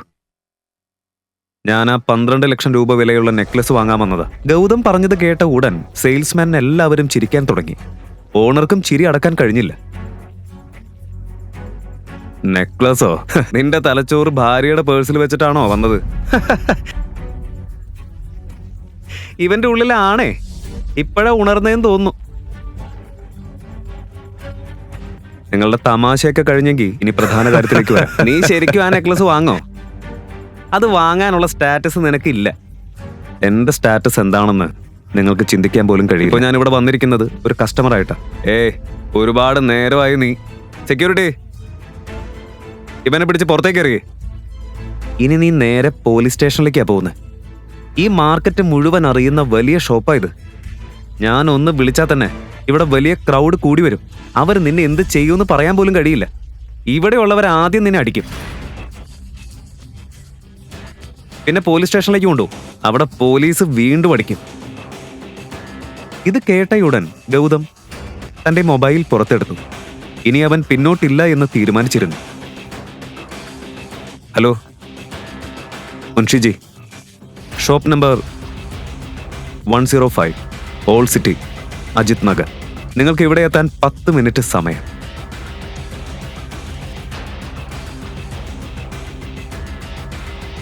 ആരെയാ വിളിച്ചത്? ആരത്?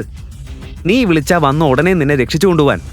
അത് അടുത്ത 10 മിനിറ്റിനുള്ളിൽ നിങ്ങൾക്ക് മനസ്സിലാവും. സെയിൽസ്മാന്റെ മുഖം കോപം കൊണ്ട് ചുവന്നു. അതേസമയം ചുറ്റുമുണ്ടായിരുന്ന ചിലർ അവസരം നോക്കി ഗൗതമിനെ പരിഹസിക്കാൻ തുടങ്ങി. ഈ രാജ്യത്ത് ദാരിദ്ര്യത്തിന്റെ പ്രശ്നമൊന്നുമില്ല. പ്രശ്നം ഇങ്ങനെയുള്ള തട്ടിപ്പുകാരാ. അത് ഒന്ന് നോക്കുവന്. ഇത്ര ഇൻസൾട്ട് ആയിട്ടും ഇപ്പോഴും മുന്നിൽ തന്നെ നിൽക്കുക. ഇവരുടെ സ്വഭാവം തന്നെ ഇത്. കള്ളന്മാർക്കും തട്ടിപ്പുകാർക്കും എന്ത് ലജ്ജ. കണ്ടില്ലേ നെഞ്ചും വിരിച്ചു നിൽക്കുന്നത്. ഷോപ്പിന്റെ ഓരോ കോണിലും ചർച്ചകൾ തുടങ്ങി. അതേസമയം ചിലർ 10 മിനിറ്റ് കഴിഞ്ഞാൽ എന്താണ് നടക്കാൻ പോകുന്നത് എന്ന് കാത്തിരുന്നു. അപ്പോഴേക്കും നിരവധി എക്സ്പെൻസീവ് കാർസ് ഷോപ്പിന്റെ മുന്നിൽ വന്ന് നിർത്തി. കാറുകൾ നിർത്തിയ ഉടൻ ശക്തരായ പരുക്കന്മാരായ ബോഡി ഗാർഡ്സ് കയ്യിൽ ഗൺ പിടിച്ച് ഷോപ്പിന്റെ പുറത്തു നിന്നു. അതേസമയത്ത് മുൻഷിജി കാറിൽ നിന്നിറങ്ങി ഷോപ്പ് മുഴുവൻ ശ്രദ്ധിച്ചു നോക്കാൻ തുടങ്ങി. മുൻഷിജി ഷോപ്പിലേക്ക് കയറിയ ഉടൻ തന്നെ ഗൗതം അവിടെ നിൽക്കുന്നത് കണ്ടു. ബോഡിഗാർഡ്സ് എല്ലാം അപ്പോഴേക്കും ഷോപ്പ് മുഴുവൻ വളഞ്ഞിരുന്നു. മുൻഷിജി എത്തിയതോടെ ഷോപ്പിനുള്ളിൽ വീണ്ടും ആളുകൾ തമ്മിൽ ചർച്ചകൾ തുടങ്ങി.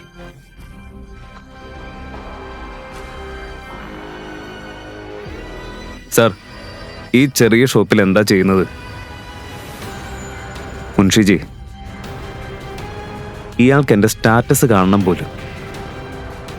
അത് പറഞ്ഞ ഉടൻ ഗൗതം സെയിൽസ്മാന്റെ മുന്നിൽ നിന്ന് അവന്റെ കണ്ണിലേക്ക് നേരെ നോക്കി. ഇത്രയും ബോഡി ഗാർഡ്സിനെ കണ്ടപ്പോൾ സെയിൽസ്മാന്റെ തൊണ്ട വരണ്ടുപോയി. ഹൃദയം വേഗത്തിൽ മിടിക്കാൻ തുടങ്ങി. ഗൗതം തന്റെ യഥാർത്ഥ സത്യം പുറത്തു കൊണ്ടുവരുമോ? ഇപ്പോൾ ഷോപ്പിൽ എന്താണ് നടക്കാൻ പോകുന്നത്? സാറിനോട് ഇങ്ങനെ സംസാരിക്കാൻ ഇത്ര ധൈര്യം നിങ്ങൾക്ക് എവിടെന്നാ കിട്ടിയത്? നിങ്ങൾ ആരുടെ മുന്നിലാ നിൽക്കുന്നതെന്നറിയോ? 1 മിനിറ്റ് മതി, വെറും 1 മിനിറ്റ്. നിങ്ങളുടെ ഈ മുഴുവൻ ഷോപ്പും നിങ്ങളെയും വാങ്ങാൻ. മുൻഷിജിയുടെ ഉച്ചത്തിലുള്ള ശബ്ദം കേട്ടപ്പോൾ ഷോപ്പ് കീപ്പർ ഷോപ്പ് ഓണറിനെ നോക്കി. ഓണർ ഇതിനോടകം തന്നെ ഗൗതമിന്റെ സ്റ്റാറ്റസും പവറും തിരിച്ചറിഞ്ഞിരുന്നു.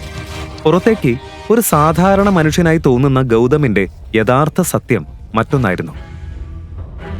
പോയി പണം എടുത്തു വെച്ച ബാഗ് കൊണ്ടുവാ. കുറച്ചു നേരത്തിനുള്ളിൽ ബാഗ് എത്തിച്ചു. ബാഗ് മുഴുവൻ പണം നിറഞ്ഞിരുന്നു. അത് കണ്ടപ്പോൾ എല്ലാവരും അതിശയിച്ച് വായ തുറന്നു നിന്നു.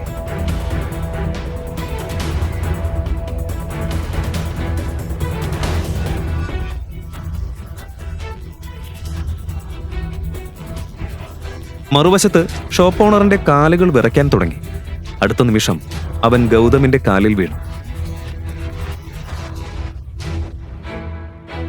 രാജ, ദയവായി ക്ഷമിക്കണം സാർ. എനിക്ക് തെറ്റുപറ്റിയതാ. ദയവായി എനിക്ക് മാപ്പ് തരണം.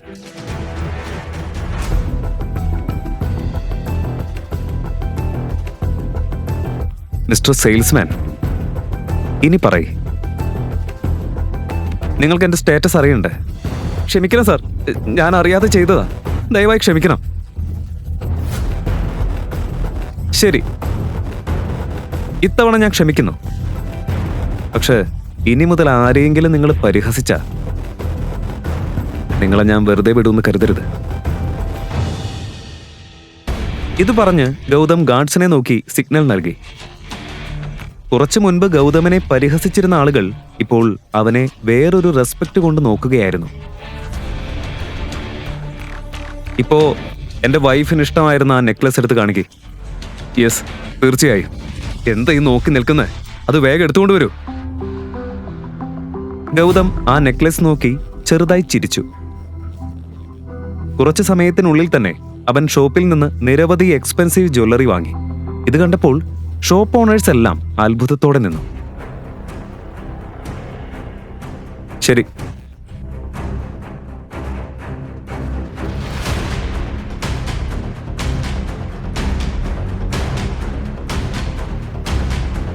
മുൻഷിജി വരൂ.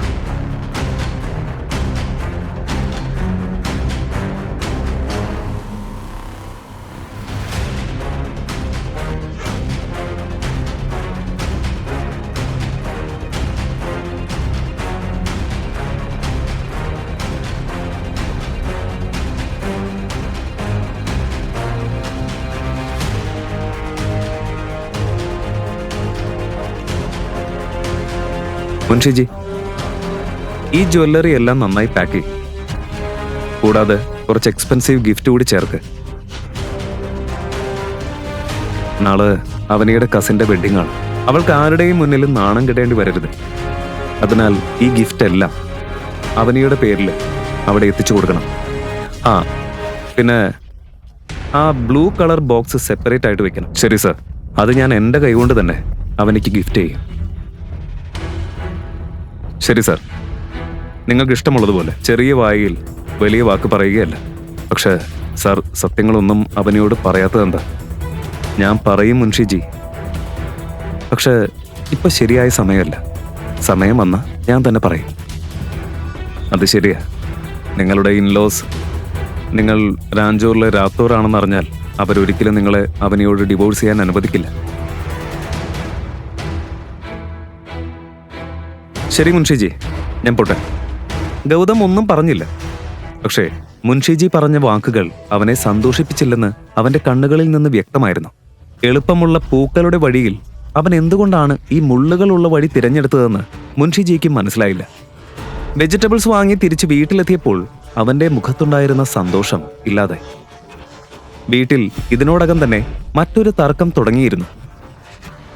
ഗീത ഗൗതമിനെ കാത്തിരിക്കുകയായിരുന്നു. വാ വാ വാ, വരൂ മഹാരാജാവേ. പച്ചക്കറി വാങ്ങാൻ നീ വേറെ രാജ്യത്തേക്കാണോ പോയത്? ഇല്ല, അങ്ങനെയൊന്നുമില്ല. ശരിക്കും ഞാൻ... മിണ്ടാതിരിക്കെ. ഇന്നും എന്റെ മകള് നീ കാരണം ബാക്കിയുള്ളവരുടെ മുന്നിൽ നാണം കിട്ടും. മോം, മുജ്ജന്മത്തിലെ ഏത് പാപത്തിനാണാവോ ദൈവം എന്നെ ഇങ്ങനെ ശിക്ഷിക്കുന്നത്? അവനി, ഇപ്പൊ തന്നെ നീ ഇവനെ ഡിവോഴ്സ് ചെയ് പ്ലീസ്. അവനി മോം, വീണ്ടും ഇത് തുടങ്ങണ്ട. ഈ തവണ ഗൗതമിന്റെ തെറ്റല്ല. പക്ഷെ ഓരോ ദിവസവും ഈ ഡിവോഴ്സ് എന്ന വാക്ക് കേട്ട് ഞാൻ മടുത്തു. പിന്നെ ഞാൻ എന്ത് ചെയ്യണം? ഇവനെ കണ്ടാൽ തന്നെ എനിക്ക് ശ്വാസം മുട്ടുന്നു. ദൈവമേ, ഈ പെൺകുട്ടിക്ക് മനസ്സിലാക്കി കൊടുക്ക്. ഇവക്കിപ്പൊ ഞാൻ പറയുന്നതൊന്നും കേക്കണ്ട. ഇന്നും അവളുടെ പിന്നാലെ എത്രയോ ബോയ്സ് നടക്കാണ്. പക്ഷേ ഗീതയുടെ കരച്ചിലും ഡ്രാമയും പുതിയ കാര്യമല്ല. ഇങ്ങനെ ഇമോഷണൽ ബ്ലാക്ക്മെയിൽ ചെയ്ത് അവനെയെ സമ്മർദ്ദത്തിലാക്കുന്നത് അവൾക്ക് പതിവായിരുന്നു. ഗൗതം, നീ കിച്ചണിലേക്ക് പോയിട്ട് എന്തെങ്കിലും ഭക്ഷണം തയ്യാറാക്ക്. അമ്മയെ ഞാൻ ഡീൽ ചെയ്യാം കേട്ടോ. വായിക്ക് രുചിയുള്ള വല്ലതും ഉണ്ടാക്കണം. പിന്നെ സിങ്കിൽ ഒരു പാത്രം പോലും ഞാൻ കാണാൻ പാടില്ല. ഓ. അടുത്ത നിമിഷം തന്നെ ഗൗതം കിച്ചണിലേക്ക് പോയി. പക്ഷേ ഗീതയുടെ കോപം ഇപ്പോഴും മാറിയിരുന്നില്ല. അവളുടെ കണ്ണുകളിൽ കണ്ണീരും നിറഞ്ഞിരുന്നു.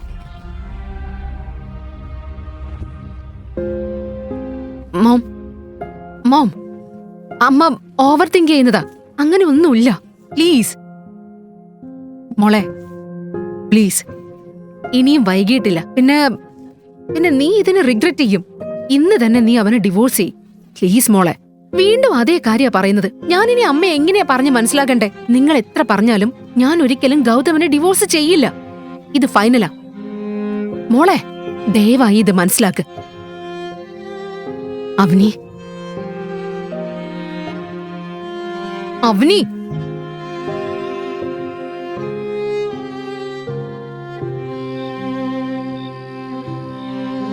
പോക്കറ്റിൽ പണമില്ല, പക്ഷെ വിലയേറിയ സാധനങ്ങൾ കാണാൻ മാത്രം വരുന്ന ആളുകളുണ്ടെന്ന് ഒരിക്കൽ ഞാനൊരു വാർത്ത കേട്ടിരുന്നു. ഇന്ന് അവനെ ഡിവോഴ്സ് ചെയ്യാൻ നിരസിച്ചെങ്കിലും ജ്വല്ലറി ഷോപ്പിൽ നേരിട്ട അപമാനം അവളുടെ മനസ്സിൽ ഇപ്പോഴും ഉണ്ടായിരുന്നു. ഗൗതം റൂമിലേക്ക് വന്ന ഉടൻ സാൻഡ്വിച്ച് ഉള്ള പ്ലേറ്റ് വെച്ച് അവനെയെ നോക്കി. അവനെ, ഗിഫ്റ്റിന്റെ കാര്യം ആലോചിച്ച് നീ അധികം വിഷമിക്കണ്ട. ഞാൻ എന്തെങ്കിലും അറേഞ്ച് ചെയ്യാൻ ശ്രമിക്കാം. നീ അറേഞ്ച് ചെയ്യൂ? എങ്ങനെ? ഒന്നും ചെയ്യണ്ട. മിണ്ടാതെ ബെഡ് എടുത്ത് താഴെ പോയി ഉറങ്ങ്.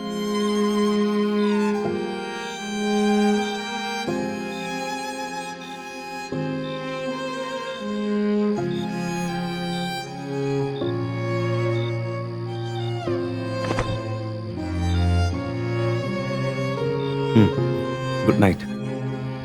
ഗിഫ്റ്റ് വാങ്ങാൻ കഴിയാത്തതിന്റെ കോപം അവനിയുടെ ശബ്ദത്തിൽ വ്യക്തമായിരുന്നു. പക്ഷേ ഗായത്രി ദേവിക്കായി ഗൗതം ഇതിനോടകം തന്നെ പല ഗിഫ്റ്റ്സും വാങ്ങിയിട്ടുണ്ടെന്ന കാര്യം അവൾക്കറിയില്ലായിരുന്നു. അത് കാണുമ്പോൾ നാളെ അവന് വലിയ ഷോക്കാകാനിരിക്കുകയാണ്.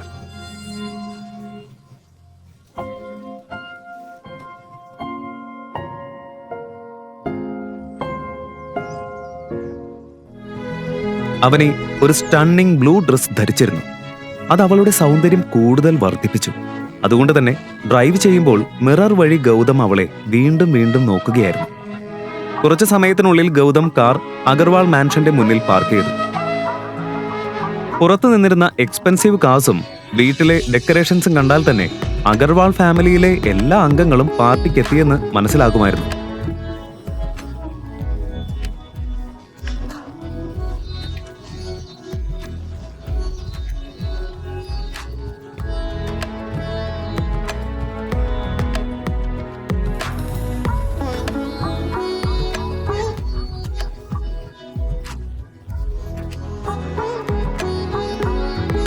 അവർ വീടിനകത്ത് കയറുന്ന ഉടൻ അവിടെ ഉണ്ടായിരുന്ന ആളുകൾ അവരെ നോക്കി തുടങ്ങുകയായിരുന്നു. ചിലർ ഗൗതമിനെ കണ്ട് ചിരിക്കുകയും തമാശ പറയുകയും ചെയ്തു. ചിലർ അവനെ കണ്ടയുടൻ തന്നെ മുഖം തിരിച്ചു. ഗീതയും അനിലും ഗായത്രി ദേവിയെ കാണാൻ അവരുടെ റൂമിലേക്ക് പോയി. കാരണം എല്ലാ ഗിഫ്റ്റ് ഐറ്റംസും അവിടെയാണ്. അവർ പോയതോടെ അവനെയും ഗൗതമിൽ നിന്ന് മാറി ബാത്റൂമിലേക്ക് നടന്നു. പാർട്ടിയിലുണ്ടായിരുന്ന ആളുകൾ ഇപ്പോഴും ഗൗതമിനെ കുറിച്ച് സംസാരിക്കുകയായിരുന്നു. ഗൗതമനൊപ്പം നിൽക്കുമ്പോൾ ആളുകളുടെ ഗോസിപ്പ് കേൾക്കേണ്ടി വരാതിരിക്കാനായിരുന്നു അവൾ അങ്ങനെ ചെയ്തത്. പക്ഷേ റൂമിന്റെ പുറത്തെത്തിയ ഉടൻ അവന് തന്റെ മുത്തശ്ശിയുടെ കോപഭരിതമായ ശബ്ദം കേട്ടു. എന്താ നിങ്ങൾ കൊണ്ടുവന്നത്? കുറഞ്ഞത് 5 ലക്ഷം രൂപ വിലയുള്ള നെക്ലേസ് കൊണ്ടുവരാനല്ലേ ഞാൻ പറഞ്ഞത്. എന്നിട്ട് ഇതാണോ കൊണ്ടുവന്നത്? പണമില്ലെങ്കിൽ ആ യൂസ്ലെസ്സിനെ വല്ല ജോലിക്കും വിട്ടൂടെ? ദിവസം മുഴുവൻ അവൻ വീട്ടിൽ വെറുതെ ഇരുന്ന് റൊട്ടി ഉണ്ടാക്കിയല്ലാതെ വേറെ എന്ത് ഉപകാരം അവനെ കൊണ്ടുള്ളത്?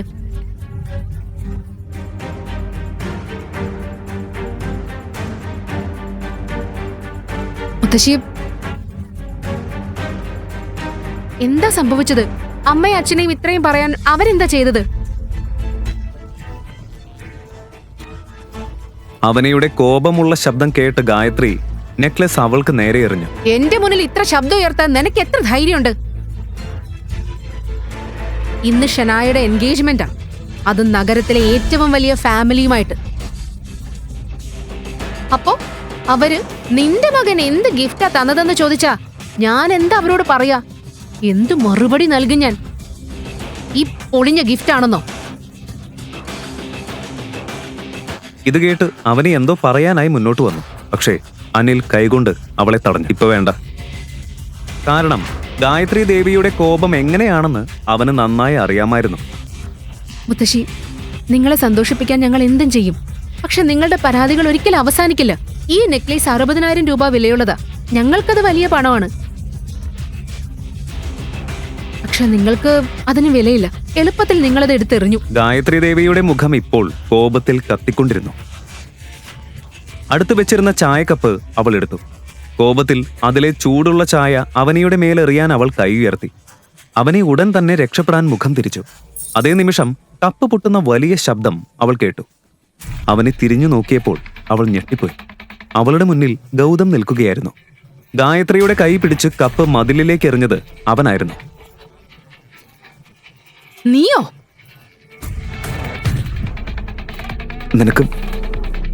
നിനക്കൊന്നും പറ്റിയില്ലല്ലോ, ഓക്കെ അല്ലേ? ഗായത്രി ദേവി കോപത്തോടെ ഗൗതമിനെ നോക്കിക്കൊണ്ടിരുന്നു.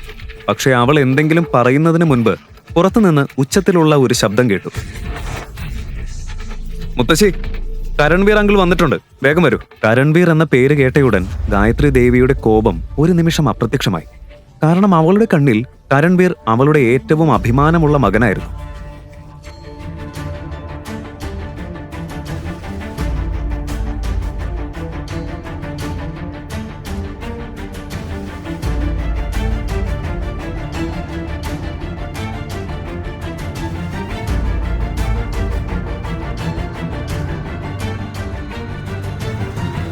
ഗായത്രി ദേവി കരൺവീറിനെ കാണാൻ റൂമിൽ നിന്ന് പുറത്തേക്ക് പോകാൻ ഒരുങ്ങുമ്പോൾ വില കൂടിയ സ്യൂട്ട് ധരിച്ച 6 അടി ഉയരമുള്ള ഒരാൾ അകത്തേക്ക് കയറി വന്നു.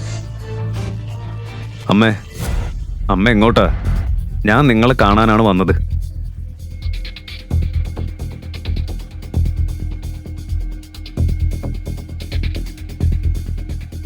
ഓ, ചേട്ടനും മുഴുവൻ ഫാമിലിയായി എത്തിയല്ലോ. വലിയ പാർട്ടീസ് ഒന്നും ചേട്ടൻ അറ്റൻഡ് ചെയ്യാറില്ലെന്നാ ഞാൻ കരുതിയത്, അല്ലേ ചേട്ടാ? അയ്യോ, അതൊന്നും പറയണ്ട. നോക്ക്, വെറും 60,000 രൂപ വിലയുള്ള ഒരു പാഴ് നെക്ലേസ് കൊണ്ടുവന്നിരിക്കേ ഇവര്.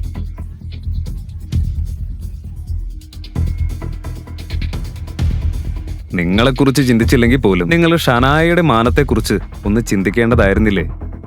നാളെ അവൾ അന്യമായ ഒരു വീട്ടിലേക്കാണ് പോകുന്നത്. ഈ ഗിഫ്റ്റ് കാരണം അവൾ എത്ര പരിഹാസങ്ങൾ കേൾക്കേണ്ടി വരുമെന്ന് നിങ്ങൾക്കറിയോ? അങ്കിൾ, നിങ്ങൾക്ക് എങ്ങനെ ഇങ്ങനെ പറയാൻ കഴിയുന്നത്? നിങ്ങളുടെ കുടുംബത്തിന് ധാരാളം പണം ഉണ്ടാവുന്നത് കൊണ്ടല്ലേ? അതുകൊണ്ടാണ് നിങ്ങൾക്ക് ഈ വില കൂടിയ കാറ് പോലുള്ള ഗിഫ്റ്റ്സ് കൊടുക്കാൻ കഴിയുന്നത്. പക്ഷേ ഈ പണം മുഴുവൻ മുത്തശ്ശന്റേതാണെന്ന് മറക്കരുത്. നിങ്ങൾ അതിലൊന്നും സമ്പാദിച്ചിട്ടില്ല. എന്നാൽ എന്റെ അച്ഛന്റെ കാര്യോ? അഗർവാൾ ഹൗസിൽ നിന്ന് ഞങ്ങളെ ഇറക്കി വിട്ടപ്പോ മുത്തശ്ശി പ്രോപ്പർട്ടിയിൽ നിന്ന് ഒന്നും തന്നിട്ടില്ല. അത് നിങ്ങൾക്ക് നന്നായിട്ട് അറിയാം, അല്ലേ? എന്താ നീ പറഞ്ഞത്? എന്റെ പ്രോപ്പർട്ടിയിലെ പണം ഞാൻ പിടിച്ചു വെച്ചെന്നോ? എന്റെ മക്കളെ ഞാൻ വേർതിരിച്ച് കാണുന്നുവെന്നാണോ നീ പറയാൻ ഉദ്ദേശിക്കുന്നത്? അതെ മുത്തശ്ശി, നിങ്ങൾ നിങ്ങളുടെ 2 മക്കളെയും വേർതിരിച്ച് കാണുന്നു. ഞാൻ പറയുന്നത് വിശ്വസിക്കാത്ത പക്ഷം നിങ്ങൾ തന്നെ നോക്ക്. അച്ഛന്റെ കമ്പനി ഷെയർ എവിടെ പോയി? അതും ഇപ്പൊ ബാക്കിയുള്ളവർ സുഖിക്കുന്നില്ലേ?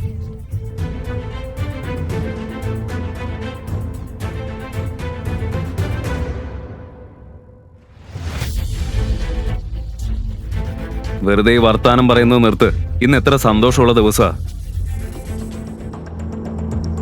ഇത്തരത്തിലുള്ള യൂസ്ലെസ് കാര്യങ്ങളിൽ എന്തിനു സമയം കളയുന്നു എന്നാണ് ഞാൻ ഉദ്ദേശിച്ചത്. എൻ്റെ കൂടെ വാ. ഞാൻ കാർ കൊണ്ടുവന്നിട്ടുണ്ട്. ഷനായെയും താഴേക്ക് വിളിച്ചിട്ടുണ്ട്. ശരി, വരാം. പക്ഷേ ഇതിവിടെ തീരുന്നില്ല. നിങ്ങൾക്ക് ഞാൻ മറുപടി തരാം. എങ്ങനെയെന്ന് നിങ്ങൾ തന്നെ കാത്തിരുന്ന് കണ്ടോ. വരൂ അമ്മേ. ഇനി ഗായത്രി ദേവി എന്താണ് ചെയ്യാൻ പോകുന്നത്? പാർട്ടിയിൽ മുൻഷിജി എത്തിയാൽ എന്താണ് സംഭവിക്കുക? ഈ എല്ലാ ചോദ്യങ്ങൾക്കും ഉത്തരമറിയാൻ കാണൂ റോയൽ വാരിയേഴ്സ് പോക്കറ്റ് FM-ൽ മാത്രം. Download the app now. Link in description.